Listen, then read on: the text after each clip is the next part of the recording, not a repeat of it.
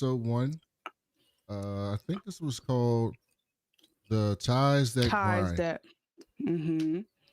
So Peacemaker is back in a new universe, which they retcon and fix.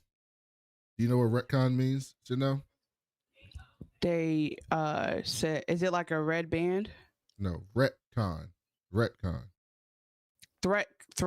No, retcon.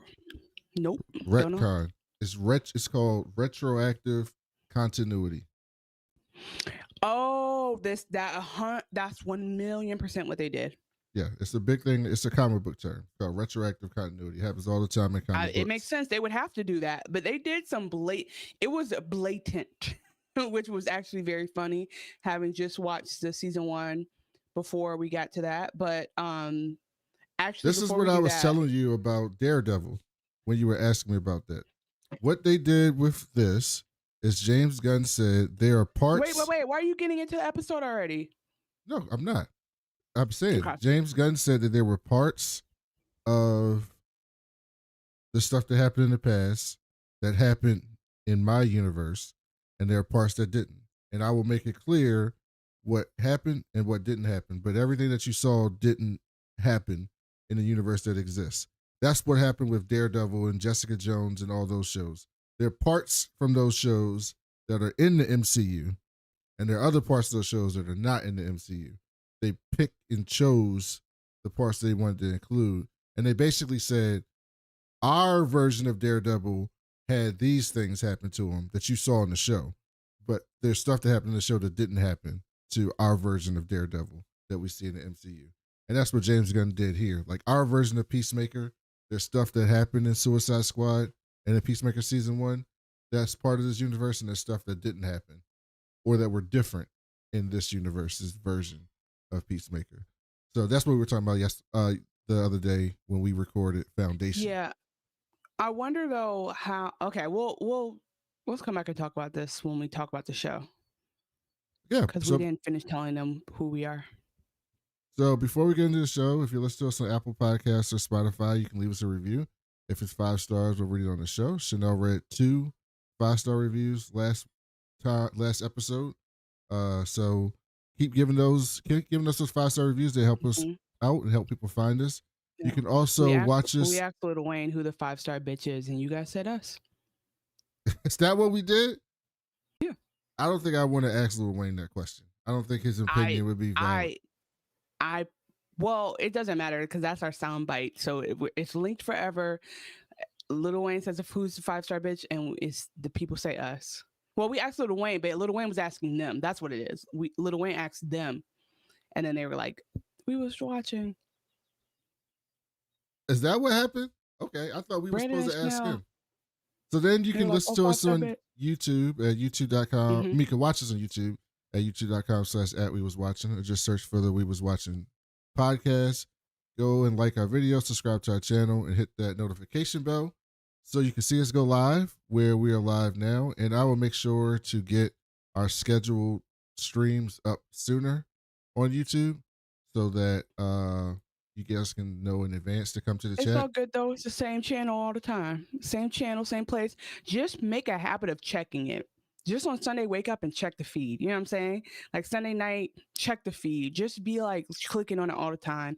And when you don't see a new stream, go watch something old. You know what I mean? Just to keep the feeling alive. And then from there, we will post. You know what I mean? And it's not on us. It takes them to. You know what I mean? They have to come. What did Hitch say? 60-40. The fans got to come 60. We'll come 40. No, it's the other way around. It's definitely the other way around. In fact, there's no other show where you would not say it's the other way around. So you cannot say that about your own show. Guys. Just kidding. But yeah, we will definitely try. But you know, we're streaming on Sundays pretty regularly, and then the time sometimes fluctuates because of me, and it is what it is. And so that's why I won't take it that seriously. Not because of you, because of life. Mama had to eat dinner. So if I can't eat dinner, and then I can't eat on the show because y'all don't like that. So you would almost make it seem like you almost make it seem like I get irritated that people have standards. But again, I'm just trying to rage bait y'all into funding this show. So if it makes you that mad, comment comment below how much you hate it. Comment anywhere on the socials, just let us know, like, oh, I hate it when you guys don't do this. And then tell your friends, hey, go comment and tell them. And then when we get to 500 subscribers, it'll be a perfect show, I promise. It won't get to 500 subscribers if it's not a perfect show. That's what they're telling you. That's classic chicken or the egg. You can email the show at wewaswatchingpodcast@gmail.com. I expect to have a lot of theories about Peacemaker this season. There's a lot going on. So we definitely want to hear those theories, or any comments you have about the craziness definitely that you see in this season. And then you can also email us. Oh shit. Our episode got blocked on YouTube yesterday. From last week? From yesterday? You want to know why? Because you played a song? No, not a song. What? A clip? The wrestling clip. Got blocked for wrestling. The unnecessary, the producing on the go? Yes. The producing on the go got us clipped, y'all. We are. It's not a copyright strike though, so we good. We're still in the game. No, like we get clipped for the most random things, and I understand like YouTube has random shit and we have to learn it. But it's just so funny when like we do whole episodes. We're like, oh my god, I love this so much, and then YouTube will be like, yeah. Anyways, you played 7 seconds of HBO, so we're not fucking with you, and it'll be gone forever. So if you ever have an episode you love of us, just watch it as soon as you can, please. And if you're following us on, you can follow us on social media at We Was Watching on Twitter and on Blue Sky. So, Chanel, what did you think about Peacemaker? No, we're doing our segments. Oh, what's it called? Remote talk. No, which one did we settle on? The watch list. The watch list. Okay, the watch list. What's been on your watch list since yesterday? I'm gonna get imaging. I'm gonna get imaging. Once you confirm the names. The watch list. Okay. I'll do watch list. Okay, so I'll get some imaging for that one.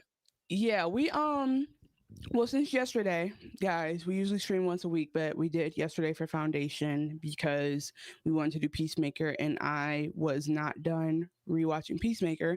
So my watch list today is literally season 1 of Peacemaker. I started from the beginning, and I'm so glad I did because I promise you, I didn't remember a damn thing. All I knew was this John, You Can't See Me, Cena, and Danielle Brooks, and I can't remember nothing else. Like I even Easter egged myself because remember on the show when I was like, oh, Mern looks like he would be a secret invasion guy, right? He was technically a secret invasion guy. He was a butterfly, and I had Easter egged that within my own brain.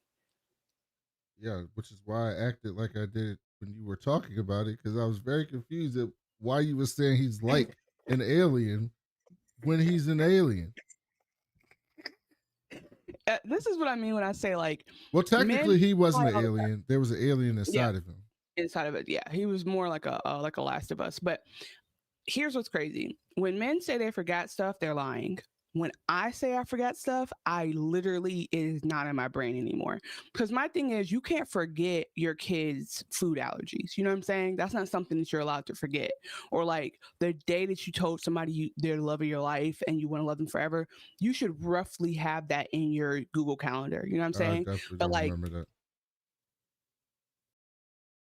that. I think you should go double check what it is and put it in your Google Calendar. It's an easy fix. Put it on a repeat. My wife doesn't remember it either. Well, y'all should pick a new anniversary together and then just whenever. No, that's not what you said. You did not say your anniversary. You said the day you professed your love to someone. Like the proposal. No, I was referring to the proposal, or like one of those anniversary dates. So like, I think the day you profess your love, that could be when you said your wedding vows. I'm just saying, like, there are men out there who forget how long they've been married, how long they've been with. I don't want to hear none of that. I'm talking about you forget things that are like inconsequential until you get on a mic and you realize like, oh shit, I don't remember anything about this show I'm supposed to talk about for almost an hour. And I'm glad I rewatched it. I enjoyed the hell out of it. I'm gonna say some really dumb shit because of how much I forgot Brandon. Of course, did you just whisper? No, that wasn't me. That was one of the listeners. I was reading the comment. What are you talking about? I don't know what you're talking about. Okay, I'm gonna be shameless and continue forward. So here's what I forgot. I forgot about like the whole butterfly thing like is inconsequential. It's very funny though how like in all these comic book things, it's like an existential threat, like the universe is gonna die, but then they fix it. And so it's like unless that character is recurring, you're kind of like next season, you're like, well, good thing that we figured that out. So I love a good old forming, norming of a team, like, you know, figuring out how these people are going to work together. That's kind of one of the underlying themes there. So we, by the end of the season 1, we end up with, I almost call him Diebeard, which is a slur. We end up with, is that a slur or is that a description? Well, he didn't like it. It made hurt his feelings, and he was finally honest about it in the finale. We end up with Economos, who's like the tech guy. We end up with Danielle Brooks, who plays Leota Adebayo, who has her wife's name, name.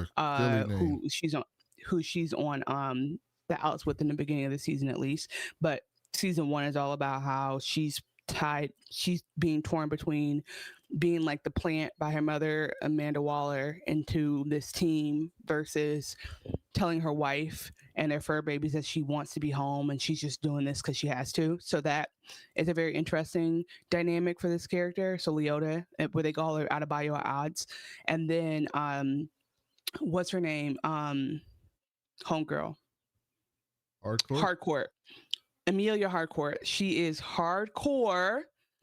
And that's how you remember her, as Hardcore. And she had I'm not gonna jump into the episode, but I just want to say that like they diagnosed her this episode with toxic masculinity, which is very funny. And so you just have like, that's the best way to describe her. Like she's very kick ass, and that's why he likes her. And at the end of the season 1, Peacemaker like is concerned because she takes a couple bullets in the final battle basically, and so he's concerned. He's with her in the hospital, and I was hoping that meant that they would come back together, especially from the intro dance routine, but that's not where we're at the beginning of the season. So those are and then for some reason Judo Master is still in play, so we're gonna see the Judo Masters there, and I know that from the opening title dance sequence. And so we're gonna get some of our faves from last season back, where Vigilante's there somehow, some kind of way. So I'm excited about all of that. And then we get some new shit added in, and then some remixes of some old characters that like they teased that the White Dragon / his dad would always be there in some kind of way as like a ghost or like a flashback, because he comes back twice after he's dead in season 1. So I knew he would come back in some kind of way, but this is a very interesting way. So that's like your recap from season 1. They saved the world. And then at the very end, okay, so because Adebayo is Waller's daughter, she calls her and she's like, hey, we're about to go fight. We need help. Oh, and there's Eagly. I'm so sorry, Eagly. Please forgive me. Eagly is a recurring character. He's back, of course. So they go, she calls Waller and she's like, hey, Mom, we're about to go, like, you know, try to fight off these butterflies that can control the brain or whatever. Can you send the Justice Gang? And I'm trying to remember now if Justice Gang was a joke that was in Peacemaker first. No. Justice Gang was what it was always called. No. That's the retcon. Okay. That's what we just talked about. But I'm right. So where was the first I just want to know that. What was the first Justice Gang? Because I know it's not in the Superman movie. It was the Justice League. There was a whole movie. They called it Justice Gang? No, the Justice League. Duh, I'm telling you that I know, okay, first of all, I know the Justice League exists. I'm not giving that dumb stuff. I don't know what you're asking me. In season 1, at the end, I'm pretty sure Adebayo's calling Waller and she goes, can you call in the Justice Gang or whatever they call it? That's a retcon. And that might have been one of no, that happened, but that I'm saying like that might have accidentally been the name of Justice Gang before. I'm just saying. No, you're not listening. That's what you're telling me. That is a retcon. They went back and edited it in. You're telling me that? Yes. I feel like I remember it from the beginning. No, that's why it's a retcon. No, let me tell you what's a retcon. Let me tell you because okay, that's my theory up there. You don't want my theory on the wall. No, it's not a theory. What happened was she said she called the Justice League, and they retconned it for her to say, "Can you call in the Justice Gang?" That is the retcon. You confirmed? Yes, there was no Justice Gang when Peacemaker came out. I think what my theory was that she was making up a name like she can remember it, and that maybe idea stuck. And it's not that crazy to think about because James Gunn wrote this too. Wrote all but James Gunn wasn't in charge then, so Justice Gang and Superman hadn't even been written. I hear you. My theory that I will not allow you to say no to downplay from immediately. How am I downplaying your theory when it actually happened? It was an idea that was in the ether and it came back around later. I'm going to tell you that's what I noticed because there's another retcon that was clear and present. And this is why I'm going to tell you why it's clear and present. Let me tell you this. At the end of season 1, which is why I was bringing this up. She goes, "Can you call the Justice Gang League?" Whoever Brandon says, she said the League. I said she originally said gang. At the very end, when they're carrying everybody out, the Justice League comes. They're grayed out, and it's Wonder Woman. Obviously, we already had DC. I don't know if she's going to be in this DCU, but like we've already seen Wonder Woman movies with Gal Gadot. Then there's a Superman grayed out, which this was the Henry Cavill Superman at this time, so clearly not our new Superman. I don't really know what his name is, but the point I'm trying to get to is like, we know Superman and Wonder Woman are Justice League. They're canon. Funnily enough, Wonder Woman and Superman are people that Peacemaker talks shit about with his conspiracy theories and his gossip throughout the season, which is another thing I like about Peacemaker. Anyway, the point is that there's Flash grayed out, and then there's clearly fucking Aquaman grayed out. And again, all of them are people he's talked shit about. It's like we acknowledge those four. They're canonical. There's really no DCU, whether it's James Gunn or what's his name, Zack Snyder. It doesn't matter. You can't take them out. There's only 4 of them in the end of season 1 as I watched it today. Like today, that's what's on HBO Max. In the last season, previously in the beginning of season 2, episode 1, they've edited in more Justice Gang people. So like, I'm not even talking about, clearly they edited in Hawkgirl and clearly they edited in Green Lantern, but they edit in Mr. Goddamn Terrific as a floating person that was not in the end. And then they edit in whatever the other people. So obviously they've edited in the Justice Gang as a retcon, but I'm just telling you that like, they did not go back and put those floating figures in the end of season 1 to make it cohesive. So I think that whatever's in season 1 is what was published at the time, and then they're retroactively, like even they edited it and they showed it as a flashback, but that's not what's in the season, because at the end of the actual season 1, we get a line from Aquaman and Flash played by Jason Momoa and the other problematic one. So anyway, that's my theory. I'm convinced Chanel does not listen to anything I say. Listeners, anything I say. We disagree about the dynamics of what you're saying. I agree with you that it's a retcon. No, you're not. No, what I'm saying to you is it's not the same universe. So what happened in season 1 did happen in the DCEU. That's what that used to be called, the DCEU, DC Extended Universe. That's what Zack Snyder's universe was called, the DCEU. That did happen in the DCEU. In James Gunn's DCU, most of what you saw in season 1 happened, except some things were different. And some of the things that were different were what you just talked about. Was there was a Justice Gang, not a Justice League. So this is a different universe of what you're seeing.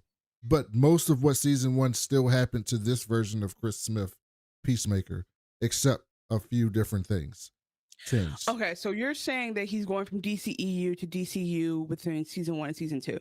It's not the same Peacemaker. It's a different person. Okay, I think it's obvious that season 2 is starting as DCU because the episode in the beginning literally is John Cena saying previously in the DCU. So now, like, whether they were tied in before or not, it's all tied in. I agree with you. But what I'm saying is that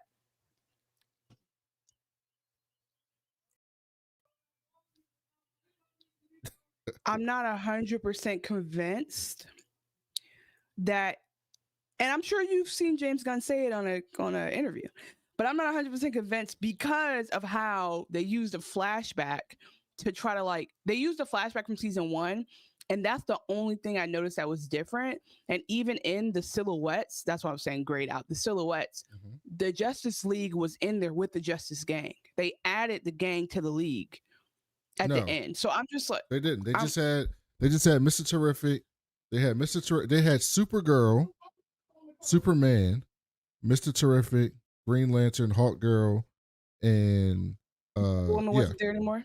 No, that was Supergirl, not Wonder Woman. It was Superman and Supergirl. Okay. In the new one, it was Superman, Supergirl. So you're saying that he's going back and gaslighting in a very real way, and people are just supposed to know now that this is a different universe. Well, I know because I'm a comic book fan. Confusing from one season of, but I agree with you. I know because I'm a comic book fan. This shit happens all the time in comic books.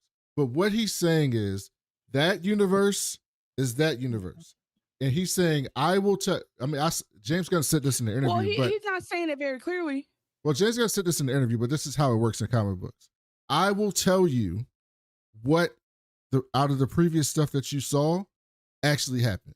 He's saying, I will tell you that. I think so. That's why in this. That's why this show they talk about him killing Rick Flag Jr. in Suicide Squad. That happened. So he's telling you that happened to this version of Chris. He's telling you the alien butterfly shit happened to this version of Chris. But what he's also saying is this version of Chris does not know Aquaman, does not know the Flash.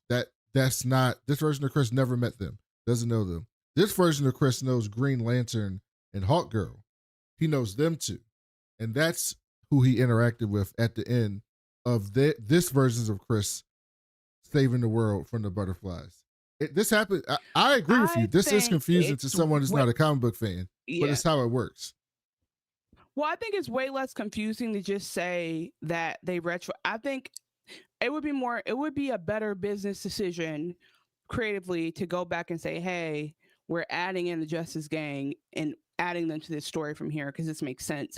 But to be honest with you, they already had mentioned, like, the thing is, they didn't have to do that much retroactive adding or subtracting because he already talked about all these characters, and he talked about Green Lantern in that joke at the, like, in season 1. So it wasn't. He didn't have to, like, rewrite anything for him to know the Green Lantern. Like, obviously, Hawkgirl, like Supergirl, the people who are coming in DCU were not clearly mentioned. But, like, I don't think you have to create I don't think that because of what happened in Superman, the latest one, I don't think you have to recreate this in a way where you erase what he knows and replace it with anything. More so you can just append the Justice Gang in there because of how. For the context of, like, the normal person watching, that's what they're doing. But what he's actually doing, what he's actually doing is saying the DCEU and DCU are different universes, but some of the things that happen in DCU, I'm going to keep and say they happened in my universe because I like it. But I just want to be clear that they re-edited the end. Yes. And they re-edited Danielle Brooks' line. You're right. They changed it. I think, but here's the problem. This is problematic because, first of all, there's no other place where you can be like, hey, I'm about to just fuck with this, and you're supposed to know I did it, and you're supposed to know the idiosyncrasies between season 1 and season 2. Between a series and a movie, sure, but, like, you can't just fuck around between. That's like Daredevil season 2. I go back and he's a whole different It's literally what they did. This is what I was telling you yesterday. No, but they did Born Again, right? No, but they did Born Again, right? Or you telling me between season 1 and season 2 of Daredevil is different? Oh, no. Yeah, you're right. No, there's that's same. What I'm saying. That's confusing. And within, like, it's like Luke. I get to Luke Cage after Jessica Jones. And he's a different guy. It was confusing. But what you're saying was very confusing to people who who are not comic, like who just watch the TV shows, right? And the and truth then they is, where watch we're the at new right now, Daredevil. They watch the new Daredevil, and they're like, "Is this the same Daredevil that I watched on Netflix?" And the answer is sort of.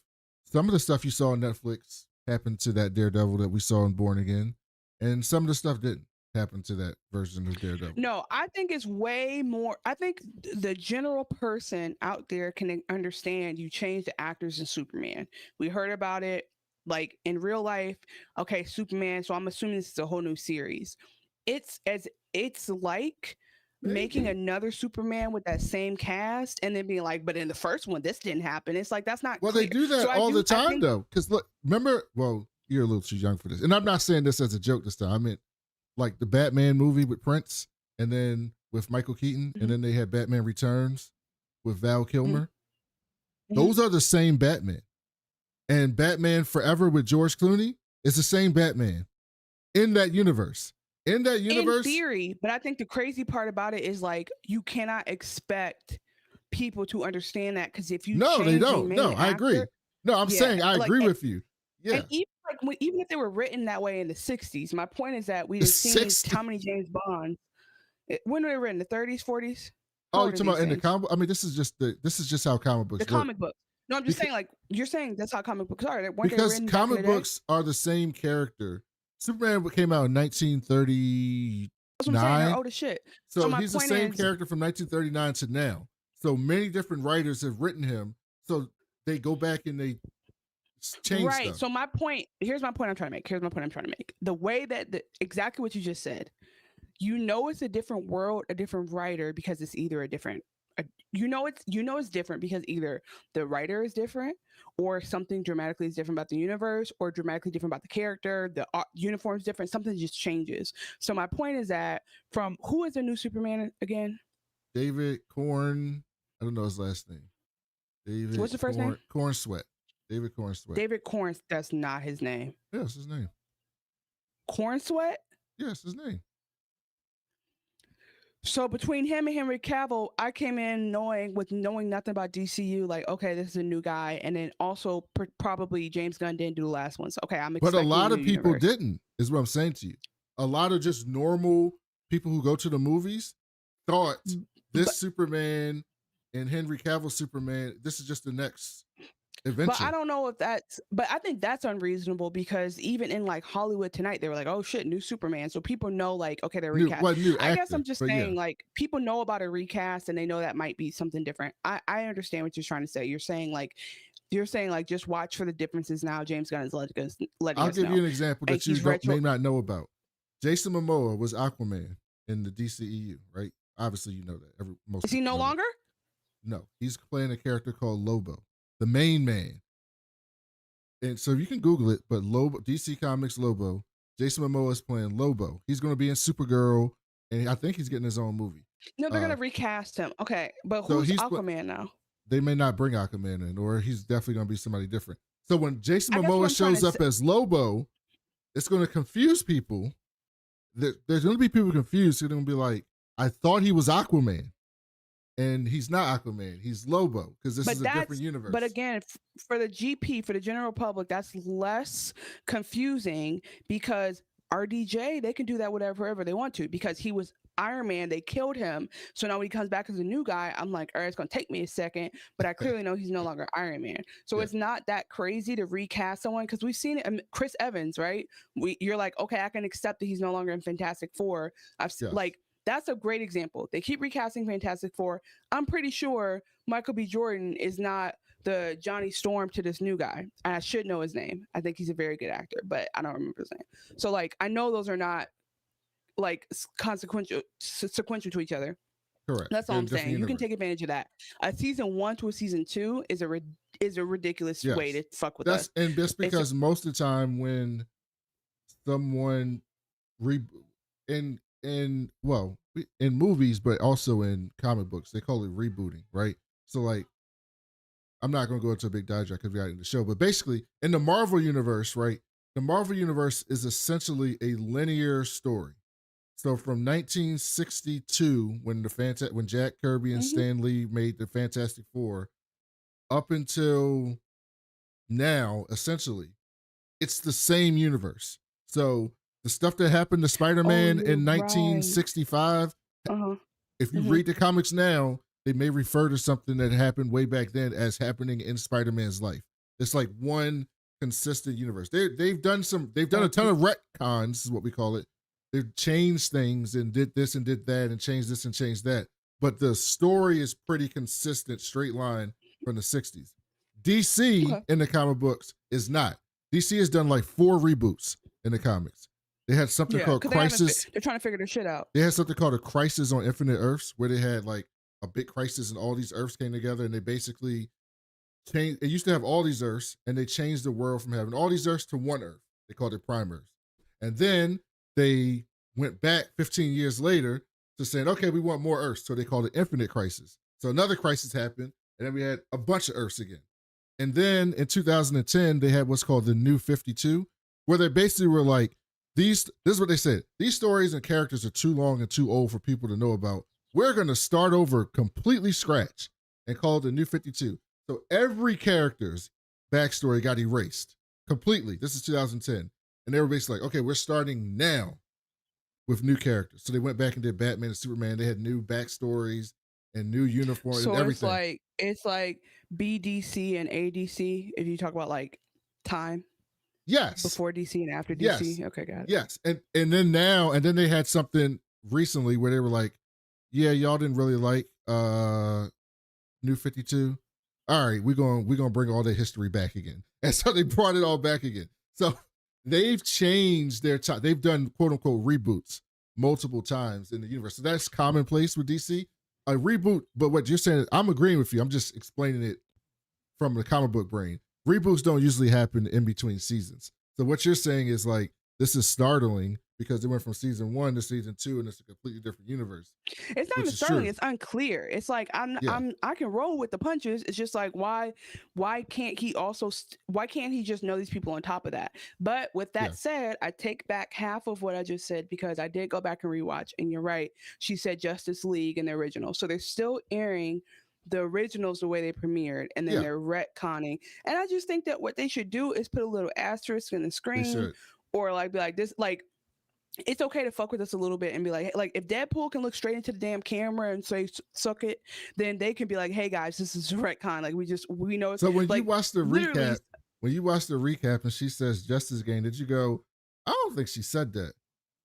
No, I remember her I thought she was more flustered. So I was like, maybe she did say that, like, what, or something. Okay. Like in my mind, I was like, that's probably what she said. And then I just literally, while you were talking, went back to rewatch it and realized she did say league in real life. And then she said gang. So I was able to believe that. But then I knew for a fact it wasn't no damn Justice Gang at the end of the last shit, because I was like, because there was a Jason Momoa and a Ezra, what's his name? There was a line from them where he goes, "Stop saying I fuck fish." So it was very memorable because of the fact that Chris had talked this whole season about how Wonder Woman was flirting with him at a party. Aquaman fuck fish. Green Lantern likes being thrown up on. By the way, and then like a bunch of other random stuff. You may not know this, but there was a Green Lantern in the DC EU. He never got a movie, and in fact, you never actually saw him in the movies. He shows up in the quote unquote. Do you remember on Twitter the whole release the Snyder Cut phenomenon about Justice League? Release the Snyder Cut. So in the Snyder Cut. Yeah, but it's not Guy Gardner Green Lantern. It's Hal Jordan Green Lantern. I know that. Yeah. Now that I know. Don't think because I was confused about this shit that I don't remember all the other stuff. So that Green Lantern did technically show up. It's an orange lantern. It's a purple lantern. I remember that. Technically, Hal Jordan did show up in the DCEU. That's who he was referring to. Was Hal. But who played him? I don't even remember. Nobody really. He didn't come on camera. Or it was like. I mean, he shows up. He shows up. And it wasn't Aaron Pierre. Yeah, it wasn't. Yeah, it wasn't none of that. He just kind of like shows up. Martian Manhunter shows up in the fucking Snyder Cut. Like it's kind of a disaster. Maybe we should. So don't go back and watch it. It'll just confuse me. But yeah, I remember watching. Please, I don't think you want to watch a 5-hour movie. I watched The Departed recently again. I watched Killers of the Flower Moon. I don't mind Snyder Cut is movie. Literally 3 hours. 3 hours 41. It is. How long is the Snyder Cut? This is a good question. How long as long? hell. I had to watch it from the podcast I was doing at the time. So I think when you were 4 hours and 2 minutes. Oh, that's longer than Roots.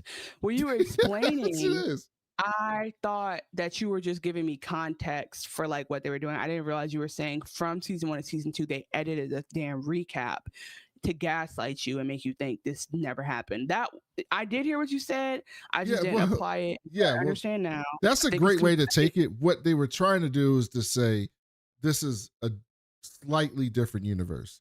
So like with the multiverse, that's unclear because he's still in his daddy's house. His daddy's still dead. It don't, you know what I'm saying? Like it's like you still want me to take the emotional stakes from it. So I think it's just better to be like, hey, I think I literally want, you know what I want? I want James Gunn in an actor's chair in the beginning of it to be like, hey guys, real quick. We're cooking. We're finally cooking. We finally got some shit on the burner and we got some other projects lined up. We're coming from Marvel. So let me tell y'all right now, some shit's gonna be different. Watch for it. That should have been in the opening. Yes, I agree. And then from here, we're good. We got you. This is the last time we're gonna break the fourth wall. Enjoy the show. And then I'm glad you're on it. I'm glad you're saying this because this, like, to a comic book person, I don't even blink an eye. Like, this is just normal stuff. But like, I have to refresh myself to like normal people watch these shows now because the infinite world theory in comic books and in real life, right? Because some scientists believe there's different infinite like existence, right? So like the infinite universe theory, the idea is that at any decision that you make in your life, the other decision that you could have possibly made is a branch universe, right? And so absolutely. I think that's like people play around with that theory in real life. Yeah, that's what I'm saying. That's the theory in real life. So like the idea here is that so your life could be exactly the same as another version of yours with minor differences, right? You could like there's another Chanel in a different universe that lived the exact same life that you had, except right now instead of having blonde in her hair, she's a model. It's purple.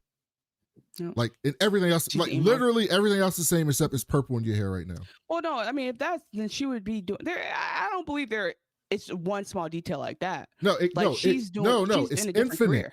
No, it's infinite versions. So there's a version. Purple hair and one she has a different job. There's a version that lived their life exactly like you with purple, and there's another version. And that's not what we're doing here. Or there's another version of you that's in the WNBA, right? It can be as minor as your hair color changing, or completely different.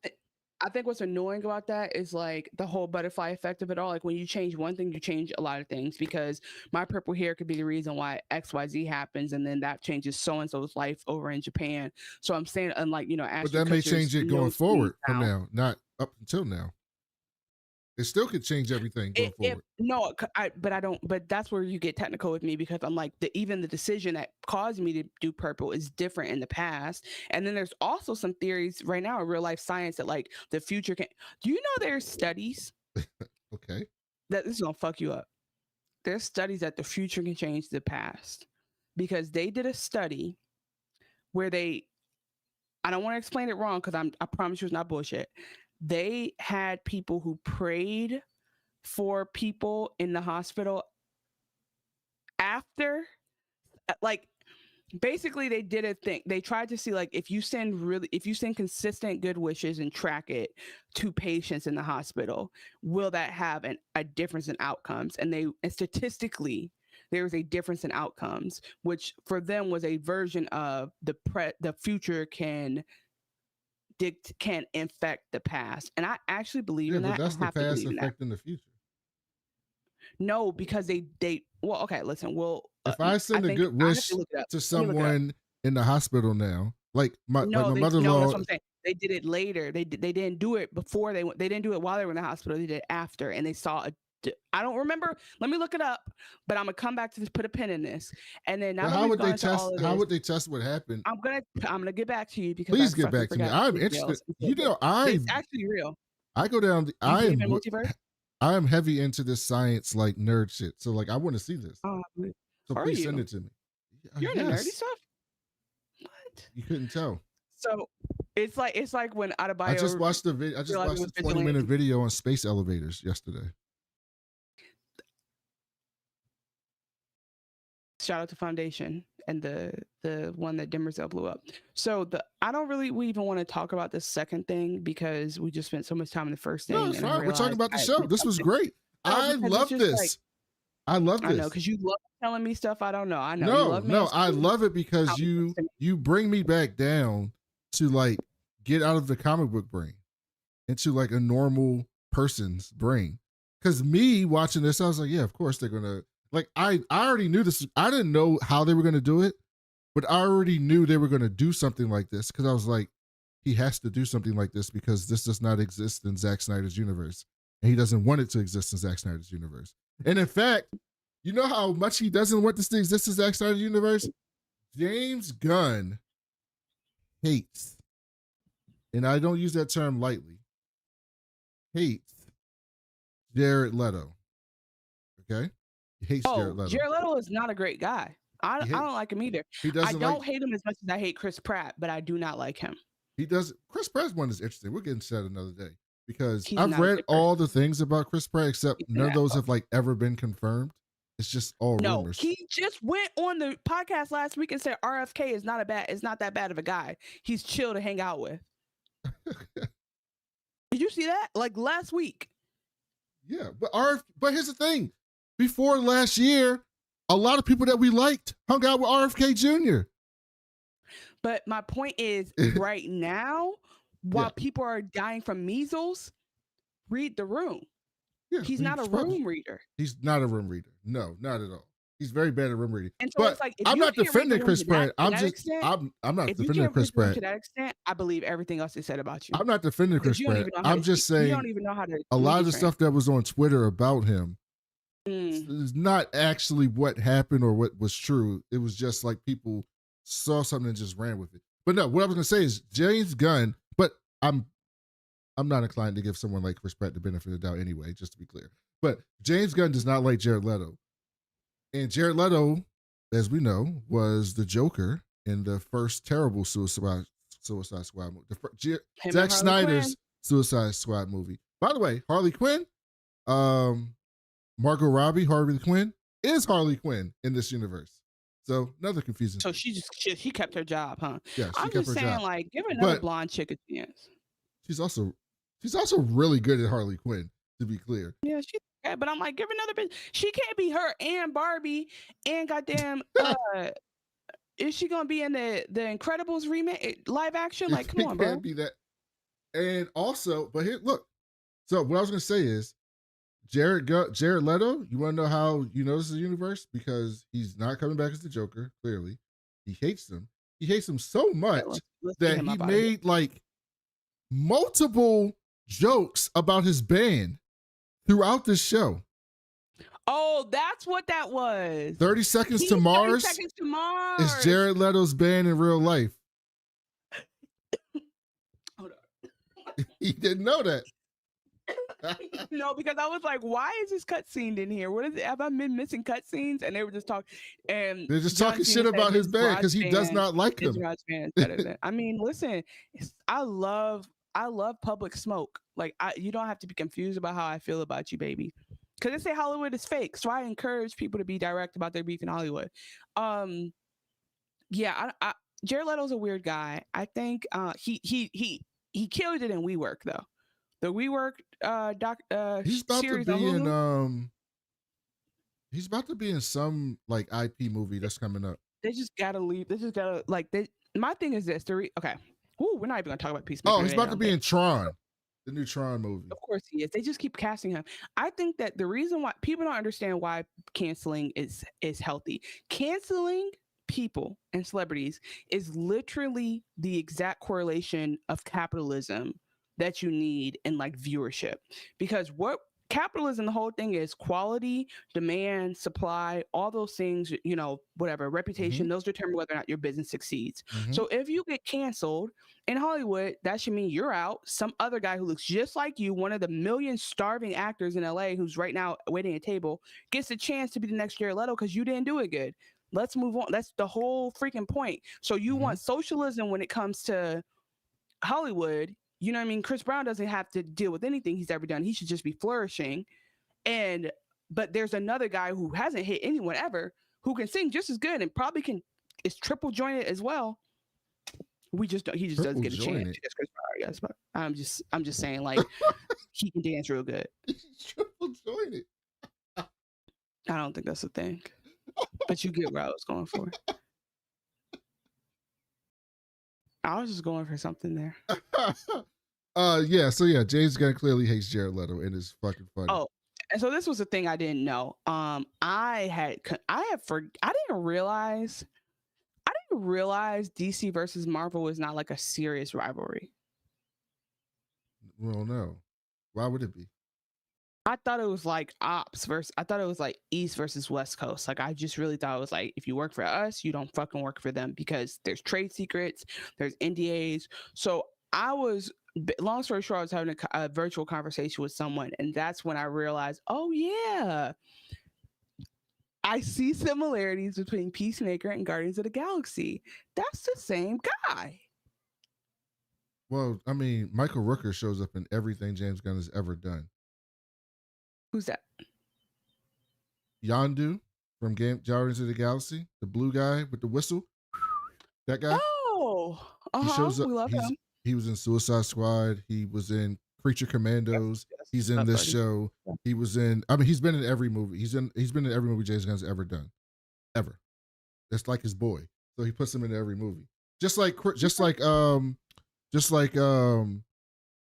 my guy's name that did Interstellar and The Prestige? Brad Pitt. No. Keanu Reeves. No. What are you doing? Michael Shannon. No. Christopher Nolan.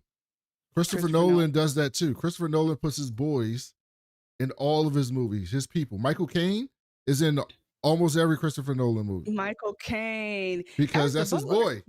That's his boy. So that's what he does. He said, I'll be the butler, I'll be the maid, I'm gonna get that check. But he says it in British. Okay.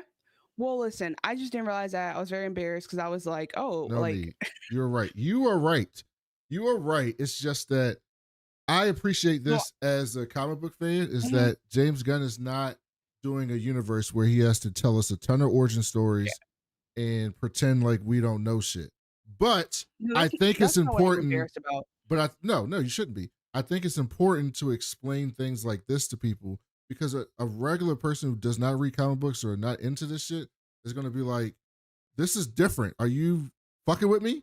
Like, are you fucking with me? Do you want me to believe that I didn't see what I saw? Like, are you fucking with me? Well, and he's not fucking with you. He's saying it's different. What I'm embarrassed about is that I just got on this show last week and said how much I fucking love Guardians of the Galaxy. And I just forgot it was the same guy. That, for me, that did it. Oh yeah. Is not as good. That's not good for credibility. But we're here. I'm excited about Peacemaker. James Gunn is cooking with grease. He got Crisco on the pot. I was gonna start this episode. I was gonna ask you a question for this episode, and this question is now null and void. Why? This is so sad. I was gonna ask you, do you really want to taste it? And that's no longer the intro song. No, not. Because I heard that song 10 times. You understand? I heard that song 8 times today. Yes, and you're gonna hear this new song a bunch. I don't like it as much. It doesn't give this. The last thing I'll say is, when you said Marvel and DC don't have beef, in the comic books, they even had a series called Amalgam Comics, which basically they had like DC Comics. It was DC and Marvel came together as a shared imprint and produced stories with both of their characters together, right? But they couldn't really agree on who would win certain fights and things, right? Because they both wanted their people to win. We gotta have it gotta be a draw. But now they're doing a new Marvel and DC comic crossover coming up this fall. And so, like, I think the first one is Batman and Deadpool. That's the name of the book. Yeah, the first one's Batman and Deadpool.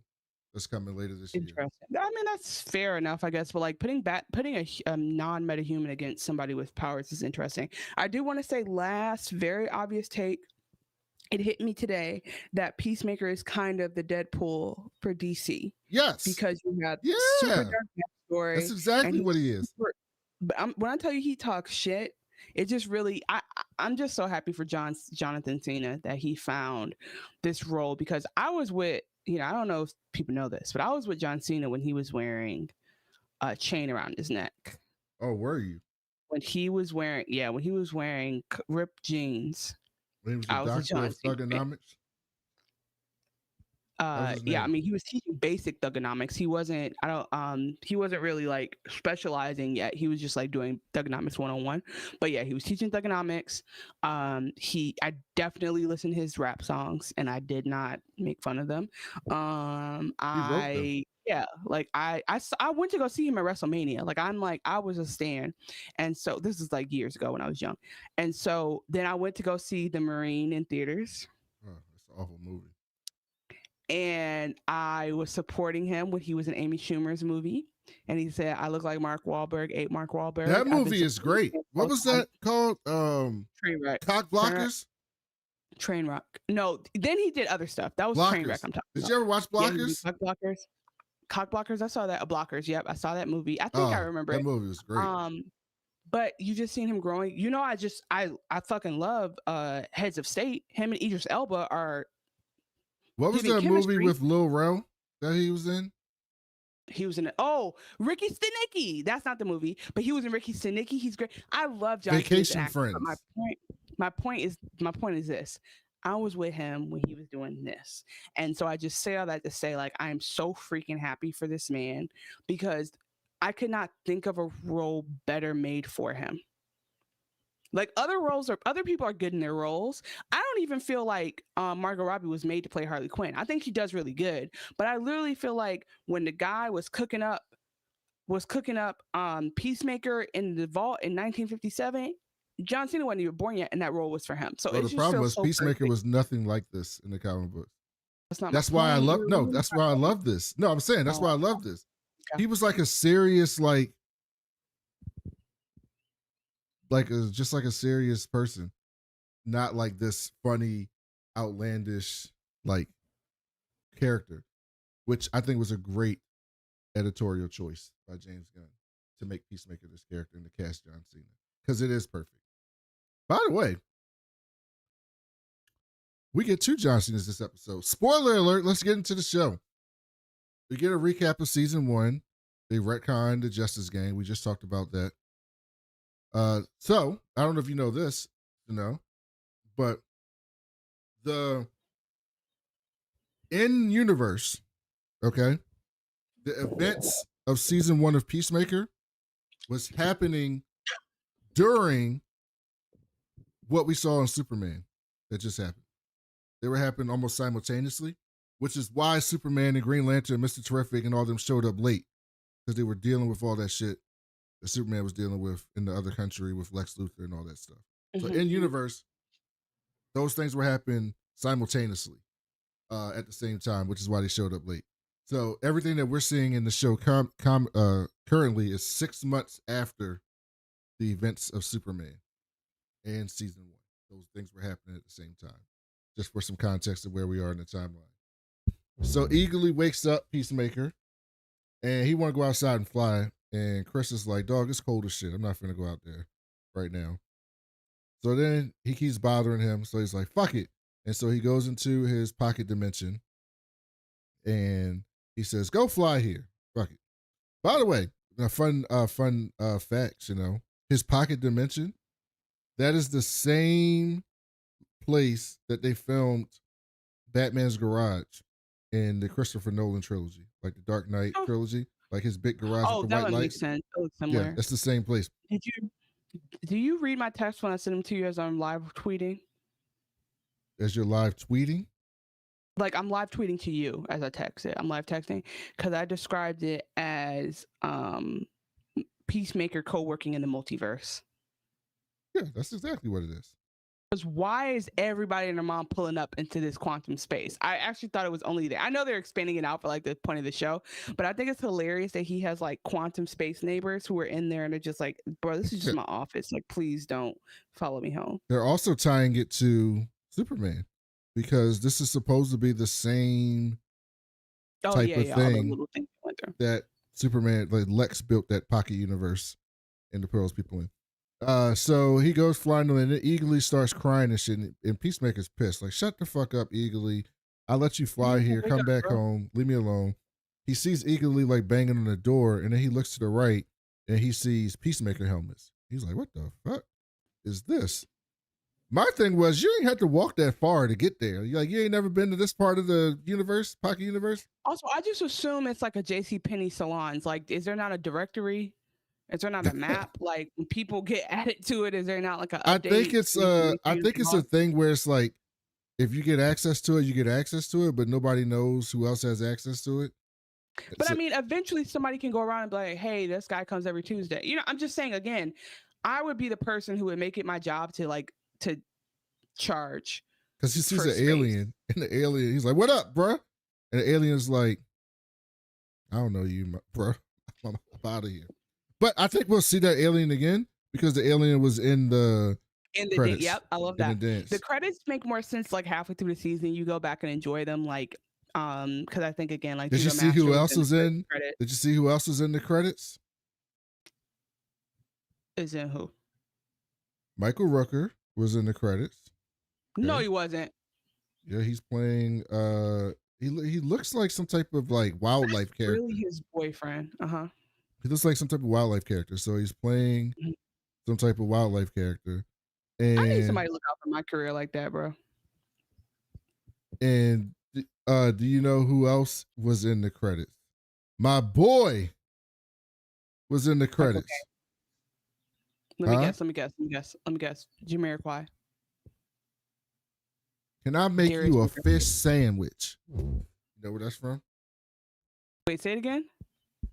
Can I make you a fish sandwich? No, I don't know where that's from. You don't know where that's from? No, I don't. That don't get us copywritten. No, we're not gonna get copyrighted. Oh, okay. How do you not know where that's from? You're like a movie connoisseur. You know all this stuff. I know, but the context is just failing me right now. It's my boy Tim Meadows, the ladies' man. Oh, yes, Tim Meadows is in it. Okay, I did see his face and I got excited. So yes, definitely, wow. What is that from? The ladies' man. Oh, that's the movie. Okay, I don't think I saw that one actually. Have you seen the ladies' man? No, there's a lot of random 2000s movies I saw, and that was not one of them. Interesting. Okay, good for him. Listen, seriously, Lester, can you just take a break for a second? I'm trying to concentrate over here. Leon thinks she's gonna be a tough shooter polish. Au contraire, bonjour. Let me give you the play-by-play. Hey, Swinger. Yeah? I've got an idea. You don't want to fish? Hey. I missed the part where he said it. Can I get you a fish sandwich? It's the funniest shit. 20th Century Fox is gonna be on your ass for playing that. The ladies, man. Either that or Touchstone Pictures. Whoever put that movie out is one of the two. I'm still your line. When we start getting monetized, I won't play copyrighted shit. How about that? Period. Yeah, exactly, you guys. If you want us to have a better show, it's on you. I think they like the copyrighted shit. I think that does make the show better. I completely agree. Also, like, I wonder how much people take me seriously. Oh, they take you dead. I'm excited for this scene, for this cast. It's gonna be great. They're setting up the show to be fun. I am actually ecstatic that Judo Master is back. He pissed me off so bad rewatching it. Vigilante, I can't stand Vigilante, but in the way of like he feels like family, and you got to deal with it because it's very weird. For people who watch Arrow, was he in Arrow? Yeah, but he was like a completely different, like serious, sadistic, like badass. Oh, character. Nasty. That's Adrian. Crazy. So what he does a lot. That Adrian Chase is in the Arrow. Yeah, same guy. So what? That's what I'm saying. What are you just picking stuff up for, and then you want to put it back down later? But anyway, he's. But the Arrow wasn't even in the DCEU. That was his own universe, like the TV universe. So what is funny about him is he'll start an argument. He literally in one of the episodes goes, "Why would you want?" Like he goes, "Why would you want to kill the cow?" And she's like, I don't want, and her question's like, I don't want to kill the cow. He's like, but why would you want to? And she's like, I don't. And he goes, here's your answer. What the fuck? That's great.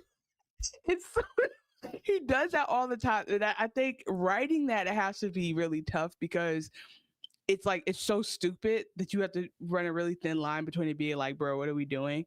So anywho, So we're Vigilante's back, and there's a lot of dialogue because we really didn't talk a lot. We didn't do Peacemaker season 1.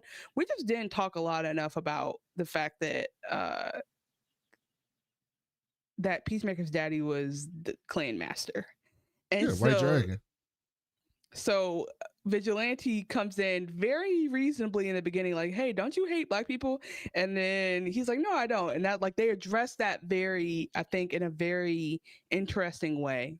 And by interesting, I mean like it's funny, but it's satisfying the way that they talk about race and like they get you to understand and like feel for these characters when in reality they're definitely like they're chodes, you know, but they become lovable.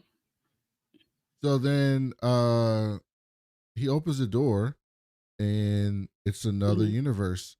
And he's looking around, he's seeing like these newspaper articles and little trinkets and stuff. Top 3 heroes type shit. And then his daddy walks in and was like, "Hey dog, where the fuck you been all day?"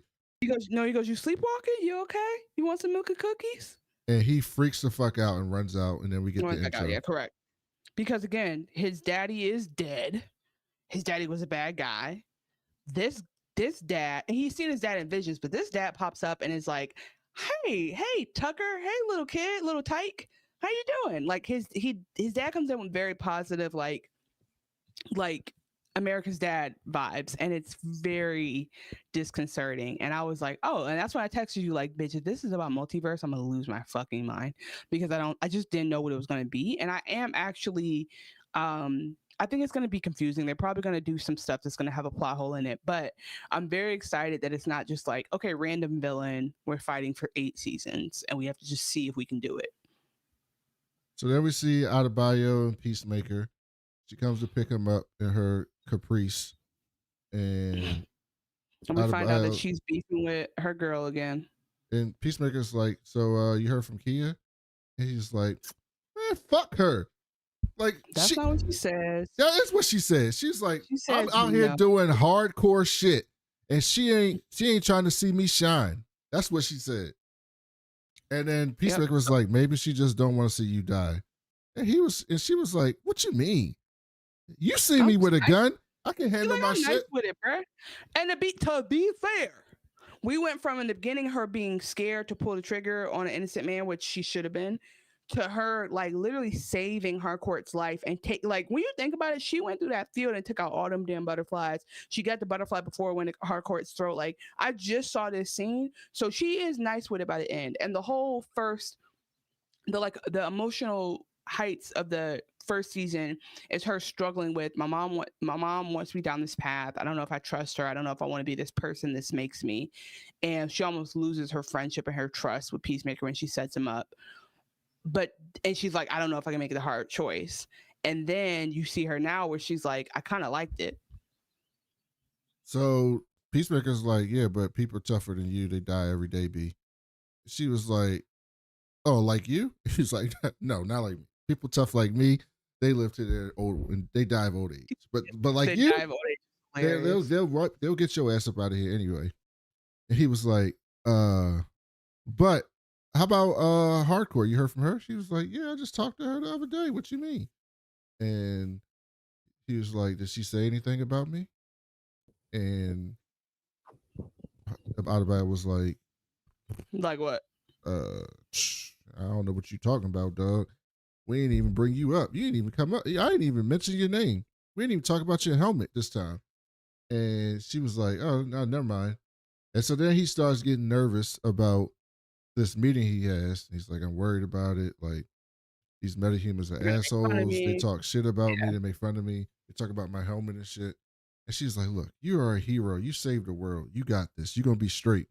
So they pull up to this abandoned ass strip mall. Again, as a character, like being a hero is Peacemaker, like is so interesting because Deadpool didn't even have this type of like arc. Like Peacemaker started out clearly being an asshole, being raised by the worst father ever, and wanting to be a hero, and people being like, you don't even qualify as a damn hero. You ain't got shit on the list as a hero.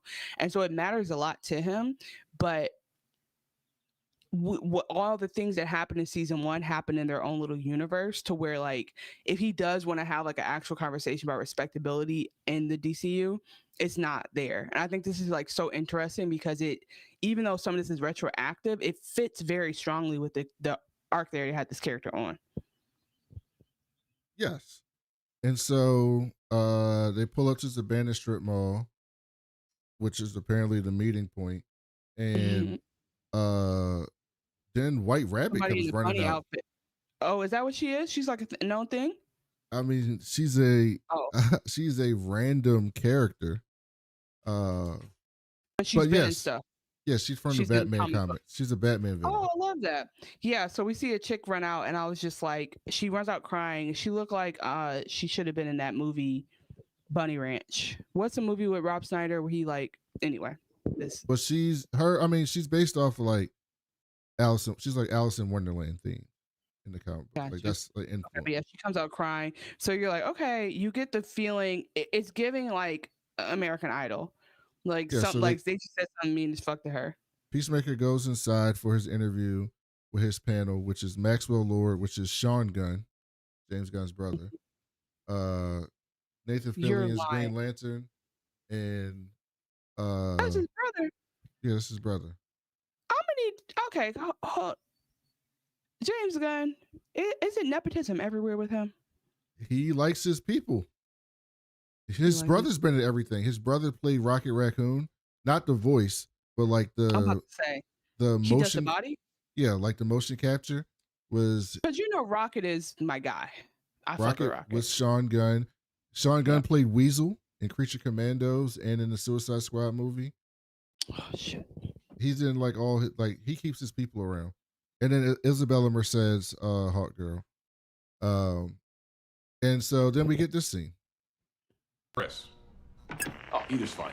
The mic is off. Yeah, mark that down as indecisive. Where? There. Here? No, there. Look. How'd I get stuck with this job? This is so funny. This is so incompetent. The only one whose handwriting is legible.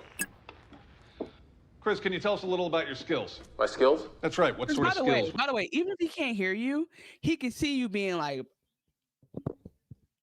in the middle of him talking. Like it's like it still doesn't work. What do you bring to the Justice Gang? Besides blowing dudes. Shut up, guy. I'm considered the finest marksman in the world. Not just with firearms, with any weapon, really. He murders people. Write that down. Where? I am also proficient in hand-to-hand combat. Volatile tendencies? Guy, chill out. I got it handled. I have a variety of helmets. Put it under sociopathy there. Each one has a different power. Peacemaker. This is insane. He's like trying to do his best job on this interview, like his best job on this job interview. And he's just roasting his ass behind the scenes, even though he can hear it. We at the Justice Gang try to... And I forgot, because Guy makes this joke, but like one thing about Peacemaker I like is he's openly bisexual, or he was like geosexual. But either way, the joke about dicks is like he does talk about having sex with men in the first season if you listen into it. Avoid casualties. Metahumans like the ones in our organization are becoming more and more distrusted, and we can't afford to stoke the fires. I know. It says here you served time for first-degree murder. Yes, that's true. And that you have killed dozens of other people. Most of those are for good reasons. And which ones weren't? Excuse me? Which people did you murder? It's a great question. That's a valid ad. That's the one time when I was like, that's a great follow-up question. And then what he says here, I really love this for his character. The next part he answers. Murder, not for good reasons. Well, I'm going to be honest. I haven't always been discriminating about violence. But lately I've been coming to terms with the trauma I had as a kid. Here we go. Oh, that popcorn still here? My brother Keith dying in front of me. Oh my God, dude. You love popcorn. The culture of violence imposed by my father. It's low on calories. Plus, my butt's been getting really big lately, so. I don't want to be like that. You know, I don't want to be like. He's trying to do this heartwarming speech. They don't give like a he's actually like breaking. He's pathologizing his character. He's opening up. Yeah, they don't care. Like they're not even trying. That's what I'm saying. Even if this what it was on mute, they're still not even looking at him. No one's looking at him while he's talking. Ruled by my past experiences and anger. My butt's not big enough. Honestly, when I'm naked, it's just like a line. Ew. And I've always said I cherish peace with all my heart, no matter how many people I need to kill to get it. How many more of these do we have today? The West Coast has been awash. Excuse me? This guy sucks. Excuse me? This is gonna sound weird, but am I supposed to be able to hear you guys?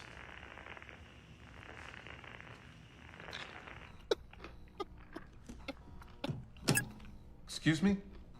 You know, just like a while ago, you said I was indecisive, and then you brought up violent tendencies. And just now, you were all talking about your butts and stuff. And also, you said that I suck. He sounds so hurt. His feelings are hurt so bad right now. Because they're being so rude. Guy Fawkes or whatever his name is, he pisses me off. No, man, I'm not giving that to him. Because Peacemaker talk more shit than anybody about other people. But he don't do behind it to their nobody back. at a job interview. He does it behind their back. But he's professional. When he's on the job, all he does is rock out. He doesn't do all that extra stuff. Do you hear me now? Peacemaker. Yeah. And, now? Yes. Fuck. It is not funny, motherfucker. How long has this been like this? I'm guessing all day. All day? Who set it up? Guy. Whoa, no, hey, I am not an AV guy. I'd stand to it. The bodyguard? He is more than just his God occupation. damn it, Guy! He is not paid. What do you want from me? Mr. Smith, Peacemaker, I apologize. Oh my God, how many Worst job times did I interview. mention that rabbit woman's camel toe? I must have said it 30 times. I mean, that's very funny. And then he runs out. Yeah, because he's pissed. This show. Would you want to hear the raw thoughts somebody has about you? Not in the context of a job interview. No. But wouldn't it help you better understand why some didn't work out? Like, wouldn't you have less self-doubt because you'd know that it wasn't your fault? Yeah, after, not during. Mm-hmm. Oh, okay. You want to be able to do the recap. Yes, that would be very stressful. During. By the way, my buddy Mike is like in love with Isabella Merced. He thinks she's like the hottest thing ever. The girl, the hot girl? Yeah, hot girl. How old is she? She look young as hell. She is in her 20s. She was, I mean, you didn't watch Last of Us, but she's in The Last of Us. Okay. And she is 24 years old. She's kind of young for Mike. I'm sorry. How old is Mike? 29. Not that young. Not young for her. Come on, Mike. You're a grown man. I'm just kidding. Oh, see, you talking shit. My wife's 6 years older than me. What you trying to say? I think that there's a certain. I think we can all agree that there's a certain age where it doesn't matter, but there is in your 20s. It is more. People want to act like 21 and 27 are is the same as 33 and 39, and they are absolutely not. They're just not, 21. And that's okay. Yes, 25 and 29 are pretty close. My parents had an age gap too, and it's confusing to me to this day. See, Happy I'm here. So just so y'all know, Chanel's only dating someone within 2 years of her, or four or behind. I'm only dating someone who's younger than me after they've reached a certain pinnacle age, and that's not 25. It's damn near 28, 29. I think in your 30s, you can go all the way to 50 if you want to. Who cares? Because 30s, you're finally adulting. You're finally checking in for real. You thought you were adulting in your 20s, but you were play acting. 30s is when it gets real. You really have to deal with yourself. That's my theory. Okay, you figured it out. So I feel like, you know what, within your 20s, you can think you're older and date someone. It's not like weird or gross, but I am just saying like for me, 21 is not like as long as you're in the minimum, you're good. I just don't feel that way. Well, 21 is a kid still. Yeah, 24 is a kid who thinks they're grown. The fact that 24-year-olds can vote is crazy. 18-year-olds can vote. That's what I'm saying. That the fact that you can vote at 24 is also like their brains aren't even done yet. Your brain is done at 24. I think 25 is the real done age. At 24. No, 25 is 25. You're almost cooked, but them last couple of minutes is how you get crispy edges. Okay. You can't take it out the oven. That mac and cheese is still light skin. Okay. So then we get Hardcourt's NSA interview, and the interviewer says, "Hey, dog, look, your resume look good, but you have what I would call toxic mess. You suffer from toxic masculinity." He literally diagnoses her, which is exactly what we later on see with her. No, she dead ass is. When you think about it, that's how she came in season 1. She was all like, "Just call me Hardcourt, and I'm gonna call you Peacemaker, you fucking loser." And she wanted to fight. She wanted to drink. She just wanted to go to the bar and have a beer at the end of the night and not be bothered. She didn't have no family, no friends. We got some people in the chat. Adebayo. Sorry. Oh, hey, she taunted Adebayo for not shooting somebody. Literally for not shooting an innocent person. She taunted Adebayo. That's toxic masculinity. Hey, Petty Gibbs, greetings to Brandon and lovely Chanel. Hey, what's up? Right back at you. I like Creature. Chanel didn't watch Creature Commandos. Creature Commandos made me cry like 3 times. Not even gonna lie. It's very dark. It's like funny. It's animated. Creature Commandos was the first full DCU project. So I don't know if you know this, Chanel, but James Gunn is calling the first part of his DCU is called Gods and Monsters. That's like the overarching title. 1. Yeah, he's not using the word phases, but yeah, essentially. Yeah, it's called Gods and Monsters. And so his first show. He's not using the word phases? Because his rival uses the word phases. Correct. So the first show was Creature Commandos, which is like monsters. But they tell you like the backstory of each of them. So like Bride of Frankenstein, Weasel, Robot, a GI Robot, Dr. Phosphorus. That hasn't come out yet. No, it already came out. It's on HBO Max. It's TVMA, but it's animated. The backstories of those dudes. So these people are in the show. You're telling me that Creature Commandos is a part of Gods and Monsters. Yes, it was the first series in the DCU. It's already happened. Yes. Okay. Rick Flag, Frank Zillow's Rick Flag, who we see here, was in Creature Commandos. He was leading that team. Gotcha. And so one thing that James Gunn said that he would do to make things less confusing for the normies is that any character that you see in an animated show, that same actor will play them in live action. So if someone plays a character in animation, that same actor is going to be in live action. Are hype about that. They're like, I get voice work and acting work. Let's do this. Yes. So that's something that he did. So you should watch Creature Commandos because it's like super dark, but it kind of gives you the backstory of Rick Flag a little bit, who we're going to see in this series. Rick Flag Sr., I should say. Let's see if I care. And what he's up to. But like, GI Robot, like this Weasel backstory in GI Robot was so messed up. It was so messed up. Petty Gift says you got to give it to Chanel on this, so he don't like dating younger people either, which I agree. Yeah, I just think there's a cutoff. So then we go to Hardcourt is arguing with him. What you mean toxic masculinity? I'm not a man, and he was like, "That's sexist. What are you trying to say? Only men can have toxic masculinity?" And she's like, "Which is interesting because probably not. You know what I mean? We all get everything within us. It's just all calibrated differently." Yeah, I mean, we live in a sexist world, so everybody can participate in that. Mm-hmm. That's a fact. That's the same. It's the same thing as anti-blackness. Like we all can have it. Yeah, agree. I mean, y'all see it. Brandon shares his a lot on the show, but in general, like exactly. That's how. I mean, you gotta let it out sometimes. That's the only way you can learn. You keep it inside to try to make yourself seem like, but you know, it comes out every now and then. You hear, especially her. You hear it when she talks about like other nationalities, people from other countries. She wants to do everybody's accent, but let her listen to a podcast with an Englishman trying to do an American black accent and see if she don't turn that shit off. as many times as she's tried to do that accent. You know what's so funny? Some of our favorite actors are Englishmen doing an American black accent. John Boyega, fucking Idris, not Idris Elba, Damson Idris. All of those people are British actors we let come play in our damn faces. And they get it right. They do. They get it right. So you can't get mad. They get it right. And so she says, I know what's happening here. Amanda Waller might be facing congressional hearings, which is good exposition. But we know she still got the power here, and she's keeping me out. She's keeping me from getting a job. Because again, to make to apologize and make things right at the end, Adebayo put everything out in the news. So that's just a continuation of that.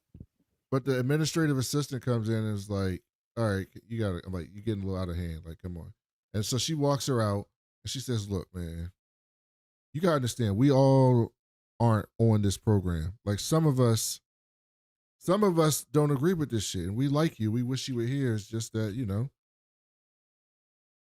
it's the powers to be, man. Sometimes you got to fight the power. She's like, fuck all that. And very non-toxically whoops her sound system's ass inside the car. Until her hand gets bruised. Petty Gibbs said we should get an Amanda Waller movie. We're not getting an Amanda Waller movie. We're getting an Amanda Waller TV show. It's going to be on HBO Max. And I think it's next year. I think it's 2026, the Waller TV series. It might be the end of this year. I'm so excited to see how they tackle her as a mother because I believe she's going to be a drastically different mother than she is an government executive or whatever the fuck she is. So I think that's going to be interesting to see. Later this year, end of 2025. So we'll get that end of 2025 with Waller. So and if we don't get Waller crying with snot down her nose at one point, I want to send it back. That's never going to happen. But Viola Davis, that's her specialty. Yeah, but the wall doesn't cry. If we don't get you're not gonna some get type of sniveling, send it back. Or give me my Daredevil legal series. I want one or the other. You ain't gonna get it. I'm just telling you don't cry. The wall is the wall is so fucked up, by the way. Like, man, Amanda Waller is I was one of my favorite comic book people on YouTube. There was a story called Absolute Power that came out earlier this year, and she was the big bad in that. And he was making a joke. He was like, "It's 31-1. Brock Lesnar then come and beat the Undertaker. She finally lost because Amanda Waller don't never lose. Like she don't never lose. She always finds a way at the end. She don't never give a ground on anything. She's always on top. She's the most hardcore person of all time. Kind of cool. She is cool. Her backstory is kind of fucked up. What happened with her husband and her family and shit like that, which they probably will get into the show. But they call her the wall. You don't mess with she's not a good person at all. Like at all. But she gets shit done. So I can't wait. Hopefully we see her in this season. What I'm gonna say though, yeah, because we got her cameo. But the one thing the wall don't do is cry. You ain't gonna see the wall cry. This will be the only thing Viola Davis does. Actually, you know what? We might see her cry. You might get what you're looking for if we get a flashback. But the wall, as currently constructed, does not. If the wall cried, you need to take that back because that ain't the wall. That ain't Amanda Waller. She would never shed a tear on anything. So it's interesting that you're going this hard about this because I think that show would be a perfect show for us to talk about because of the intersections of comic book shit and Black culture. But with that said, we did get her voice in the pilot for Peacemaker, and then we did get her for 10 seconds at the end of Peacemaker season 1. So I'm sure they could do that for season 1. I'm sure they're going to ramp it up for season 2. With that said, they shan't. I shall curse them if they tell this story without Black writers in the room, because what I do not want is a story. This is a very special character, And I think that the same way that if it was a white woman, we would have white writers in the room. And most likely, if it was an Asian woman, we'd have some type of like, we just need to make sure the representation is clear, because you can write this so well and so eloquently and so culturally relevant. And it can feel like that if you want it to be. You know what I'm saying? So like if they really want to do this right, they can hire a team that can, it's kind of like how people were talking, like revisiting the episode in Scandal where she finally stops code switching in front of her dad, and that exposed a lot of people to these concepts. Like it's when she does her like twice as better to be half as good speech, and like people are like, oh my god, I've never heard of that, and black people are like, what the fuck do you mean? So I think with that, that's where we can like see some writing that would be very good, and we've seen her in other shows be a complicated black character. So I say all that to say, I think that Waller should cry because she's a black mom and it's gonna happen. Yeah, I mean, in this instance, like they make her look like a lot of people were mad when she got cast because she's like a heavyset black woman, and they wanted a heavyset black woman to be her. I remember when they were casting her. Here. I remember when they were casting her. People wanted Octavia Spencer. They want a 60-pounder. I mean, but it's part of her character is that she's like this really intimidating, physically intimidating, and otherwise intimidating figure. So that's the Wall in the comic books. You don't mess with the Wall. CCH Pounder. I don't know how I forgot her letter. CCH Pounder, yeah. Oh, she's Guyanese. So yeah, but again, look, Viola is one. I'll give her all the roles if you want to. Then I'm sure she earned it. She's not a bad Waller. Great, I do agree with you though. Like they want people to be. I do agree with making people. If the Amanda Waller in the Arrowverse was nothing like Amanda Waller. In the Arrowverse, Amanda Waller. Oh man, it was. I'll tell you this: Viola is a get. I'm with her staying in this universe, in this new DCU. I'm just putting it out there from the perspective of the show that we make. It would be great if she could be a very blended character, because there's no way you tell the backstory of her getting there and it doesn't coincide with the culture. That would be weird. I think it does. Her backstory is very much. She grew up in Alabama in a segregated school, and her daddy got shot by the Klan. If that didn't happen, then it should be what happened. She grew up in Chicago in the projects. See, but I bet she got people from Alabama. She got a job she got her nice federal government job, and then working for the post office. Worked her way up. When Vigilante first sees Peacemaker after he gets out of jail, he's like, how are you out of jail? He goes, I work for the government. He goes, oh, post office? Vigilante is stupid. I miss him. Where's he at? Okay, let's keep going through this episode.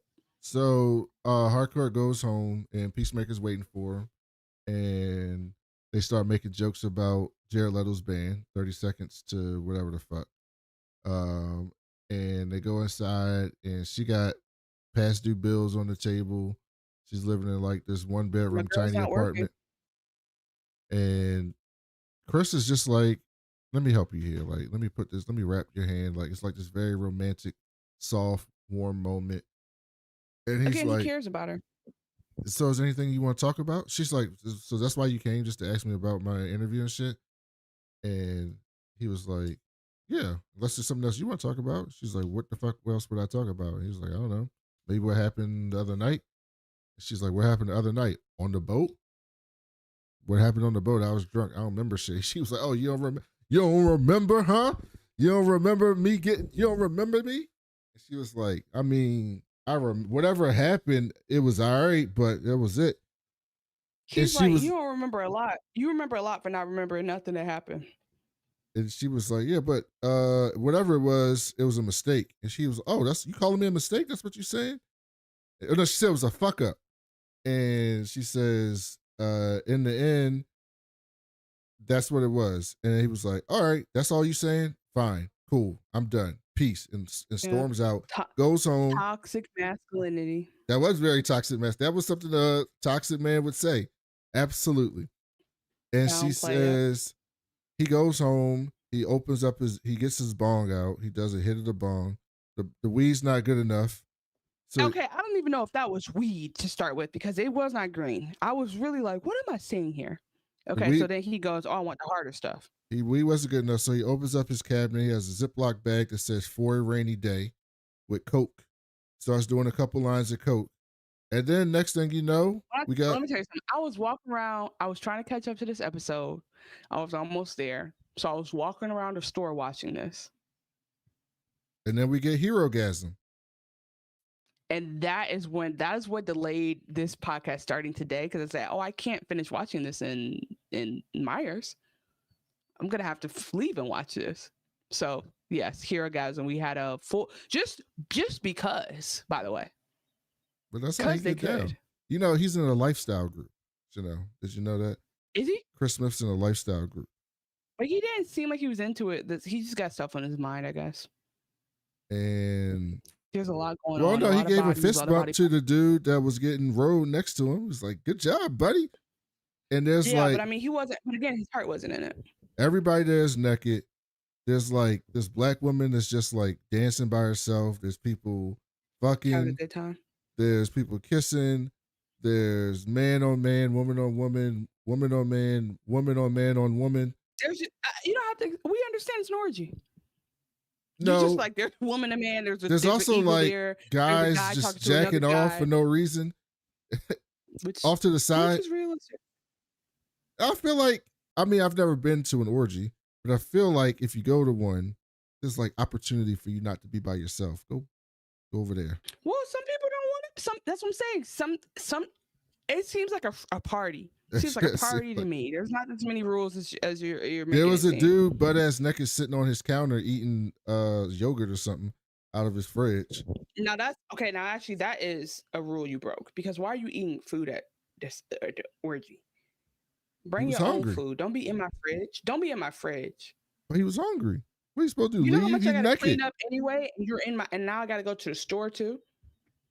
And then like this guy and this woman both kiss Peacemaker at the same time. And that's when he gets up and he walks into his like, bedroom. My head is not in this. And then we cut to a stakeout truck and this economist out there. And then he gets a call from Adrian Chase. And Adrian Chase is working. Adrian, who am I? Yeah. We've all seen Rocky, you know. Everyone in the world has seen Rocky. Okay. We've all seen it. I was more just trying to figure out if the voice was recognizable. Okay, keep going. And then Adrian Chase is like just kicking the shit because you know he thinks Economist is his boy. And he's like, I'm really an owl expert, dog. So just ask me anything about an owl. So Economist is bored. Saying, what's wrong with him? He's on, by the way, he's not even on a work break. No. He's on a call Economist break. He was on a trash run. And Economist is bored, so he's like, fuck it. So he Googles some owl facts. And he's like, what kind of eyes do owls have? Orbs or tubes? And Adrian Chase is like, oh, that's an easy one, bro. They got orbs. He's like, actually, it's tubes. He's like, shut the fuck up. You're wrong. He's like, no, it's not wrong. Like, you don't know a damn thing about owls, which is like, why start the conversation with, I'm an owl expert? Yes. Because he didn't think it was going to go. And then he's like, then he gets like an alert and he's like, I gotta go. And he gets a call from Argus and it's Rick Flag's like assistant. And she's like, we just got a blip. Is there anything weird happening? And he's like, not from my vantage point. She's like, go check it out. So he goes walking over there. He calls him back and he's like, yeah, dog. And he goes up there and he sees the interdimensional portal open. He takes a picture of it. Because first he's like, is there anything weird happening? He's like, and he sees the orgy. He's like, not that weird. You know, he said define weird. Yeah. And then not unusual. Yeah. He sees the interdimension, but he doesn't tell them. He just says, yeah, the weird thing is he's in an orgy and it's fucked up. And so yeah, I mean, because I think he know, again, at the end of the day, that's Loki, his boy. So he's not about to be like, yeah, send the troops in for him. So then he says, all right, keep us updated. And then Rick Flag says, look, send another person out there because I don't trust him. And upgrade this to priority 1 for Argus. And the assistant, it's like, what the fuck? Like, this ain't that serious. But, you know, he's salty because Peacemaker killed his son. So he got it out for him. And so then they cut to the alternate. He goes back through the portal. He goes into the alternate universe door, and he starts seeing all. And everything from here on would fuck me up personally. His daddy is not a racist over here. He don't got a white mask. He's got a blue mask.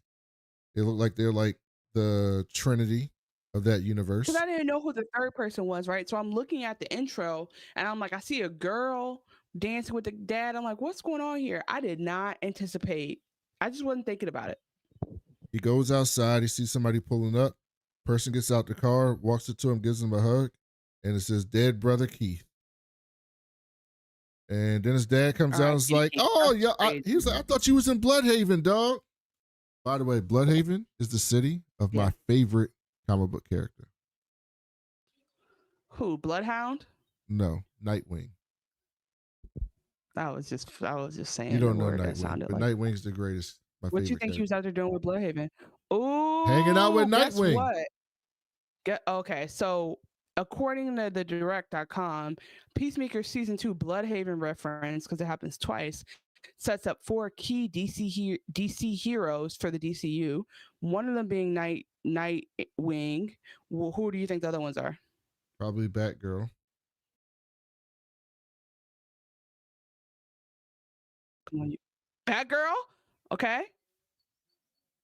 And I don't know. Those are the main people that be in Bloodhaven. No, those are the main 2 people that be in Bloodhaven. One of them's right there. Robin, apparently. Robin is and Nightwing. Then Firebrand. Robin is Nightwing.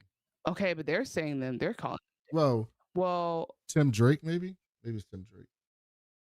Dick Grayson. Yeah. Well, Dick Grayson is Robin, right? He's the first Robin. He's Batman's Robin. When he gets older, he grows up. He's like, I don't want to be a Robin anymore. I'm going to be my own character. I'm going to be Nightwing. Batman takes another Robin, Tim Drake, who's like a genius. Well, actually took Jason Todd. Jason Todd gets killed by the Joker. Then he gets Tim Drake. You don't care about that. Well, like he comes to Red Hood. People love the Red Hood. He's like their people's favorite character.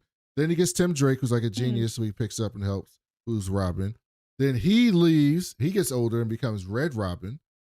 He's no longer just Robin. And then Batman has a baby with Talia al Ghul and gets Damian Wayne, who becomes his Robin, who we already know we're going to see Damian Wayne.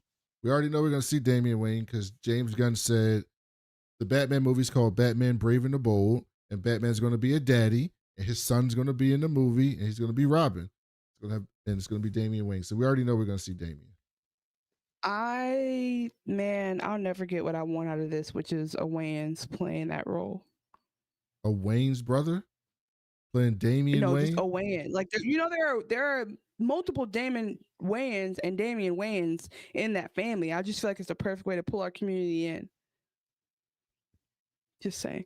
So, yeah, that makes sense. Also, this is such a stupid thing, but it's funny because in season 1, Adebayo, when she wants to leave her job, her and Nessa, whatever the girl's name is like, let's move back to Gotham. And I was just like, that sounds like Gotham has just still not been displayed to me ever as a city you want to live in.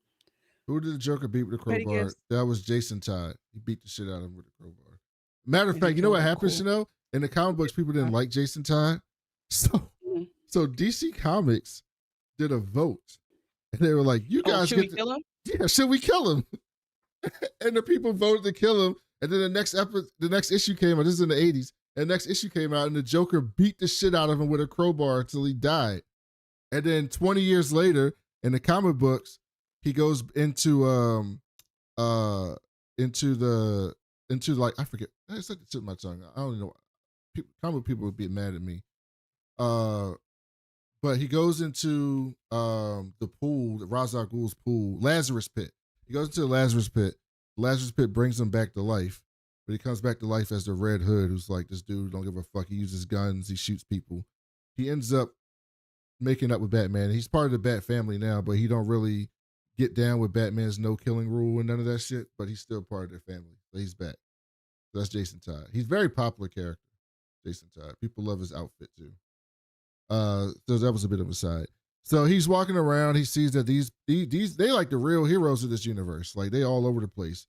And his daddy comes in and is like, let's go celebrate.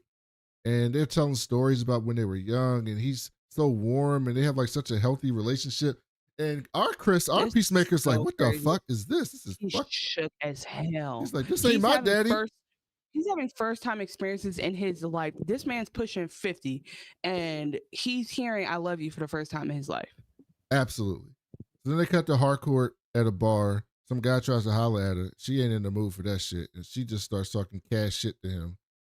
And then he was like, all right then. And then she throws the first punch. Starts whooping his ass.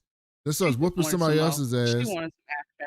Yeah, I think she just wanted to feel some pain, like she wanted to get hit. She just wanted to fight because they literally it turns to an all-out brawl. They're fucking up the whole bar. She's smashing bottles on people's heads, and then like it takes a couple guys to like put her down for a second, and they literally go, "Stay down, psychopath!" Oh my god! And she goes, "Fuck that!" Or she didn't say that, but that's her energy. And then she pulls out what's that thing? No. Oh yeah, I don't know what that's called either. Extendo rod, but she goes in. I'm like, are you trying to catch a federal charge? Like, she's like, I'm gonna be in the feds. It's one way or the other. Because girl, you are out here committing actual damn assault for like it goes beyond dive bar brawl. Oh, we didn't do our segment name for this. Roll the tape, the playback. Roll the tape is good. I don't know. Roll the tape. What was the other option? Let's hit rewind. No, this is the one where we said we was making peace. But that doesn't tell us that we're doing a recap. Why didn't you use we was for the first one? What we been on?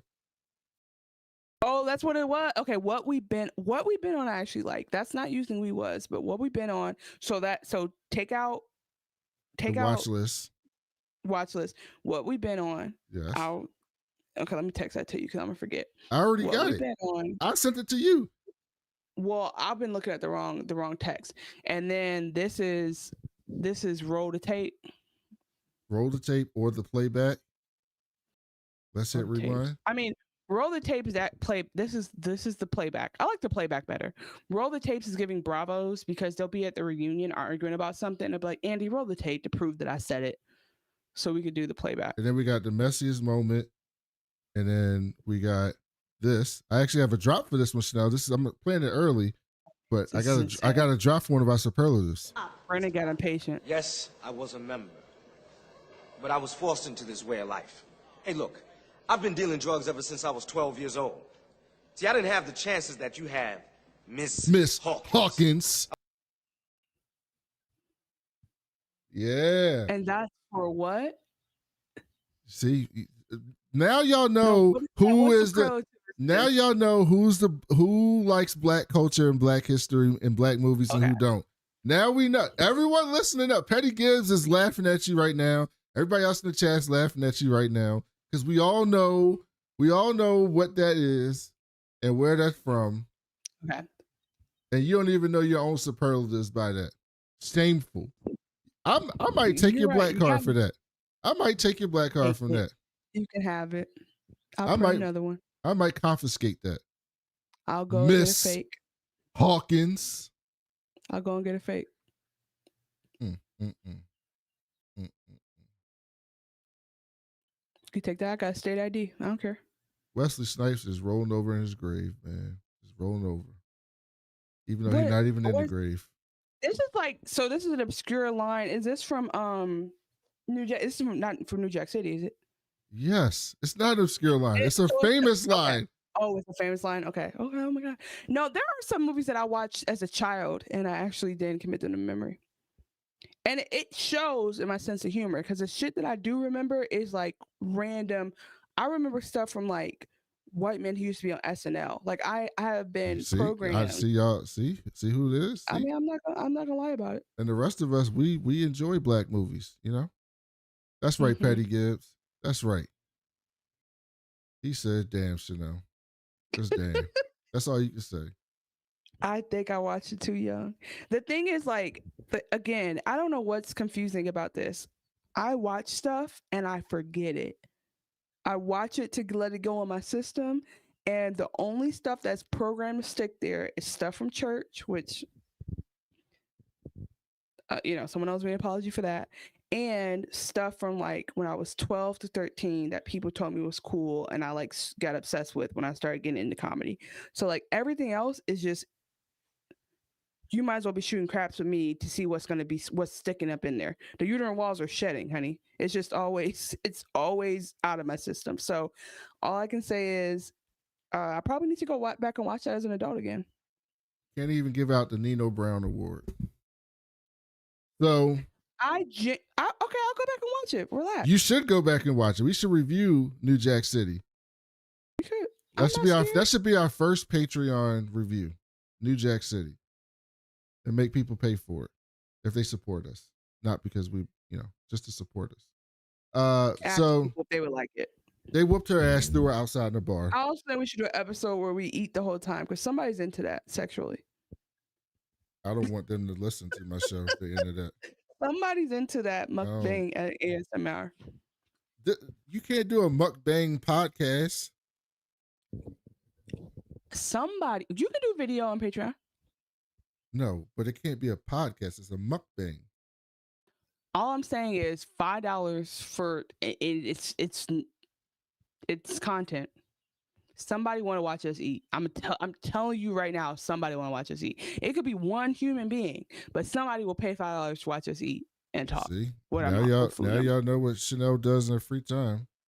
She be showing feet in racist chat rooms. I don't judge. She be in the racist chat rooms. So Brandon got us so sidetracked with trying to expose me by playing random clips from the 90s. Yeah, New Jack City, random. We have a superlative called the Nino Brown Award. But that's not the Nino Brown moment I thought you were talking about. Also, New Jack City is definitely an all-time classic video. Yeah, that doesn't mean I got all the, you know what I mean? If you want me to start quoting you, I'll start quoting you. I'll start throwing out quotes. I'll throw out a quote from an episode we're recapping currently and you won't recognize it, but okay. That's because I'm old. I don't remember the stuff from back in my day. And because I'm young, I don't remember the shit from that I watched as I was 7. That's like asking me about what Barney used to be talking about. Same. I know it was iconic. I respect the purple. I don't think it was even iconic. I'm sure he taught me a lot about sharing and caring. So then we go back to the alternate universe. His dad tells Keith and Chris he loves him. Chris is like, this would mess me up, bro. It's like a family member who had passed away, like people, a life and a reality you just can't even imagine. Respect, love, accolades, like, and it's not even like a deal from Mistopheles. What's his name? What's his name? Mephisto. It's not even a deal from him. It's just you. You just happen to have this other alternate reality that is right down the street from you. You don't even gotta put on pants to go discover it. That's fuck with me. Also, he had on tidy whities. I didn't even know they still make those.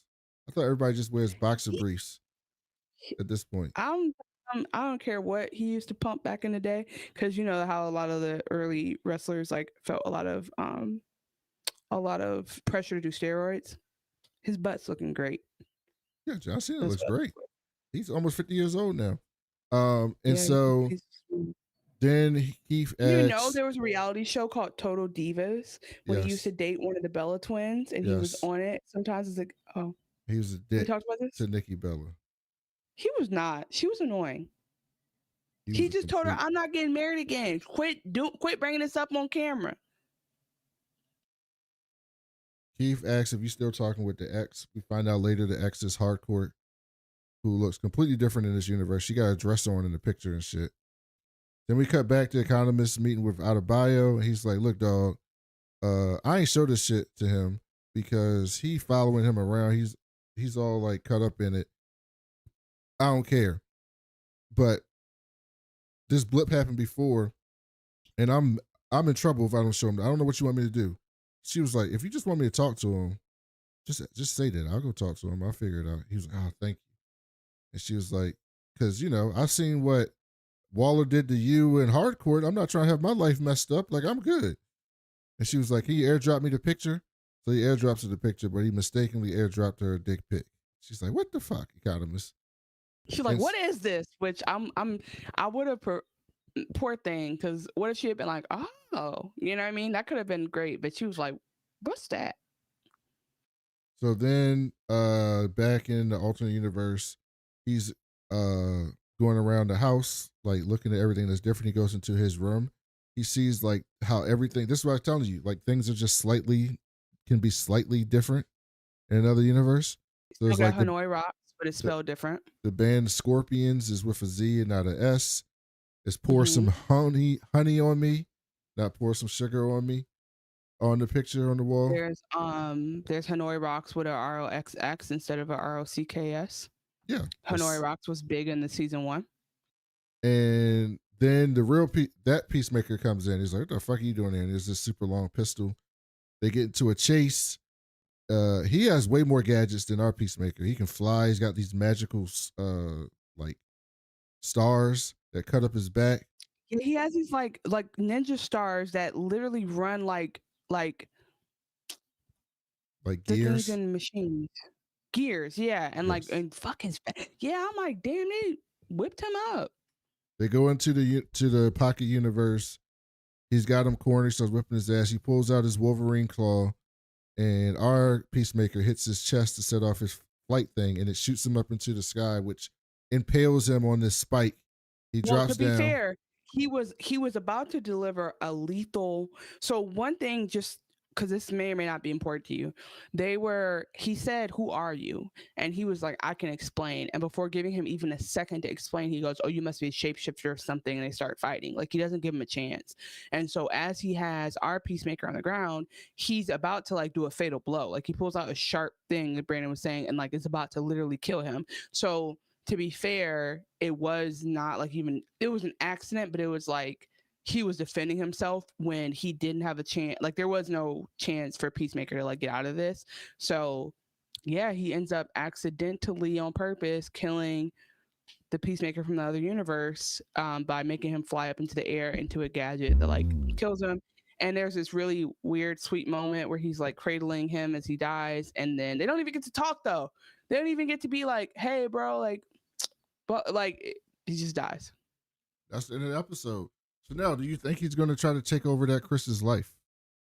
There's no reality where he knows he can be loved and have everything he's always wanted in his lifetime, and he doesn't go back. It's just not. That's the whole point of it. That has to be the whole point of the season. It's him fucking with the timelines or him trying to figure out both.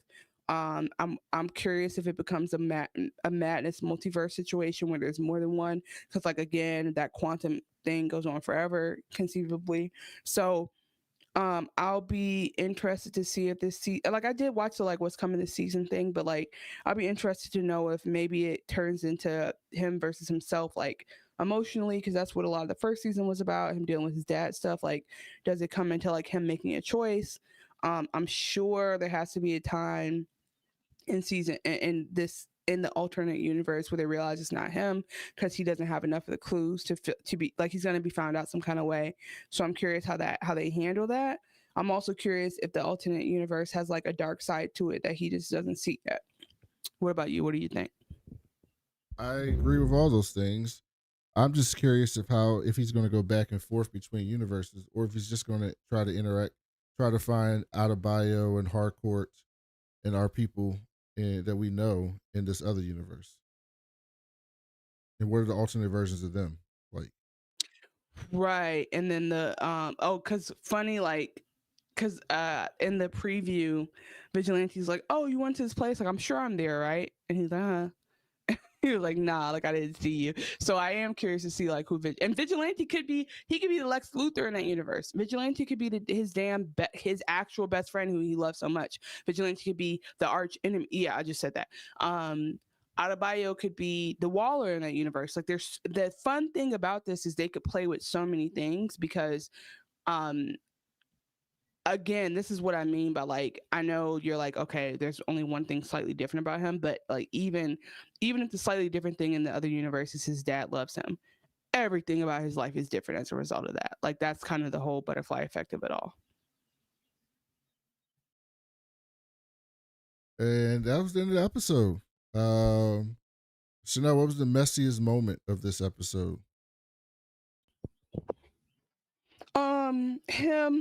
Probably the orgy, if we're being literal. I think the messiest moment was that man going to his fridge during the orgy, like, bring your own snacks. That just, to me, is just too far. What about for you? I mean, it's obviously the orgy. Mm-hmm. He didn't even close his windows. I mean, he didn't even close his windows. There's probably pineapple mats on all the doors down that block. Pineapple mats? Like pineapple symbol somewhere on the house somewhere. You know, that's a swinger symbol. How you know? Because I saw a movie. Okay. You saw introductory. You saw a welcome video. That's right. That's what I mean. Everyone gets a welcome when you first show up to your first meeting. You started instructional video that was like, this is how we identify ourselves. Okay, so what was the Nina Brown moment? We didn't really get a great speech this moment. It was probably Peacemaker trying to give his speech when they were talking shit about him, but we didn't get a great speech this episode. Yeah, I don't think we're gonna get a good, like, there's nothing done in earnest on this show. So like we'll get a speech and it'll be like, it's like when Adebayo was trying to apologize in season 1 and they did fart sounds like incessantly. We'll get that. Okay, I'm blanking. What's the next one? That was it. Messiest moment. No, I think there's 3. The messiest moments. Oh, who caught a fade? Harcourt caught a fade. Well, everybody in that bar caught a fade, actually. Everybody in that bar, more than her, because she smiled at the end of it. She felt, you know what I mean? She got the lactic acid up out of her with that. That was a simple round for her. But who really caught the real fade is Peacemaker 2. Peacemaker 2 had a spike through the body. So I think he caught the worst of it all. Yeah, we're going to see what happens. We got new characters. We still haven't seen Judo Master yet, so we don't know where he's going to go. How can you not appreciate that? Every time Judo Master came out of nowhere in season 1, he did his catchphrase, his convergence of energy catchphrage. We'll see Judo How Master. Are you not appreciative? What? We'll see the Judo Master. We saw him in the season? And already we will see him. We will see him. Yeah, exactly. That's what I'm saying. But I'm saying, how can you not appreciate the Kai of it all? Me acting that out. How does that not do it for you? I'm underappreciated. You are underappreciated, but not for that. Not for that. Okay.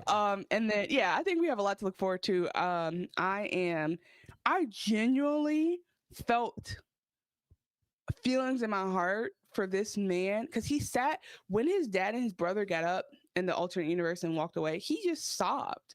Like, we saw John Cena, whether he was acting or really crying, whatever. Like, I felt that. Like, that was a very grounded moment of acting for me in this silly ass show. And so I think that's what I'm so excited about, is that they keep grounding it randomly. Like, the moment when Murn dies in season 1 is like randomly actually very real. And then Judo Master comes in and it's a fight again. But like, there's moments in the show where I'm like, damn, this is a good show. So I am definitely looking forward to it. It gave me a lot of depth. It gave what it needed to give. I'm excited about season 2. I know James Gunn is all over it. Yeah, we'll see what comes. And before we wrap up, I want to tell you, I found the experiment. Okay, what is the experiment? So I told you before about the future impacting the past. In July 2020, Israeli doctor, all right. Well, I guess Israel's always been Israel. Dr. Leonard L, I don't know how to spell his name, set out to see whether prayer can have a direct effect on the condition of 3,393 hospital patients. He conducted a double-blind, meaning nobody knows on either end, randomized control study, meaning nobody knows who's assigned to who besides the people running it, divided into a control group and an intercession group. So the control group would be the people. This is not for you, for anybody who doesn't know. Control group would be the group they don't do nothing to. That's like the normal group they use as like a way to compare, and an intercession group. The hospital patients selected were the ones who had suffered from sepsis or an infection while hospitalized. And he selected half of the patients to have prayer for them and the other half not to be prayed for. However, Unbeknownst to the people who were praying, the hospital patients were not currently infected by sepsis. They had been hospitalized up to 10 years before then. So they were praying all for people who had already dealt with a sepsis. And what they found, in this well-documented study, again, and it's kind of like a reflexive link back to the book where I heard about this. So I don't have the study in front of me. So this could all be bullshit that he made up, but somebody's talking about it in a third, like I'm seeing this on Reddit. After results of the experiment were analyzed, statistically, it was proven that the effects were far beyond coincidence.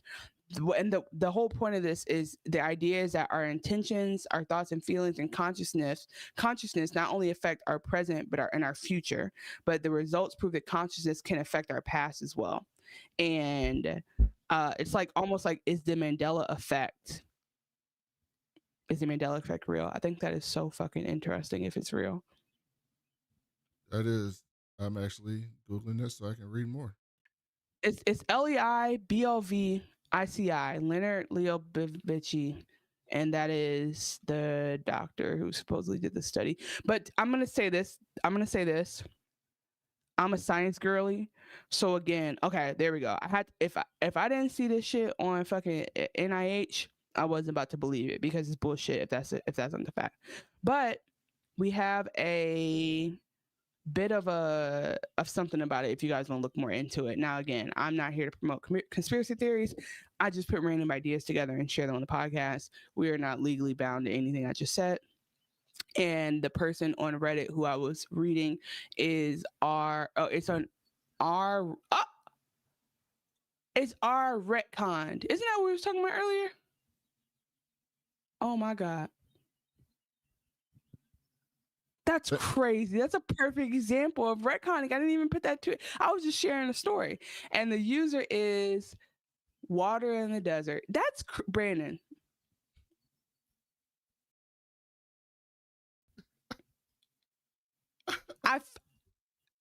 Isn't that cool? Look at this. Look at the synchronicities. It's something. I'm just saying the fact that we were talking about retconning and I brought it up obviously is related, but I didn't know that we find it on the Reddit about retconning. Wow, God has a funny way of putting things together, as the mule said in Foundation this week. Anyway, thank you guys for being here. This is honestly a mega episode. We just gotta this is a meta-human episode, like dead ass, because we talked a lot in the beginning. We got into theories. You can tell we're pumped up about Peacemaker. Peace out, bitch. Oh, that's how we're gonna end this one. I forgot about it. That's a good one. That's your best one you've ever done.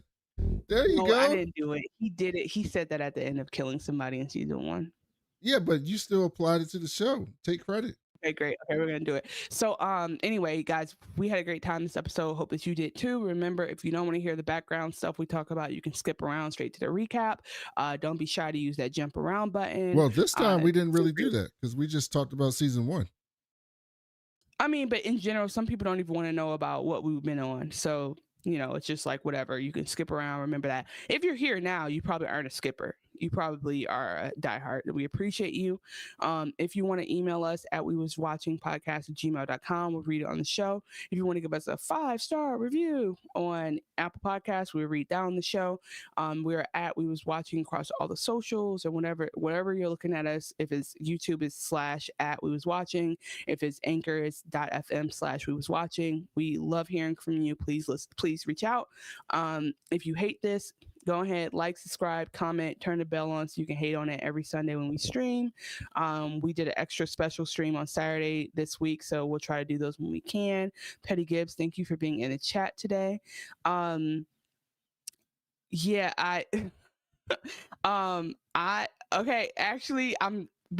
wanted to check the chat before we go, and we do have at least one person who will watch me eat, so I think business idea validated. So guys, thank you so much for being here, listening to We Was Watching, which is We Was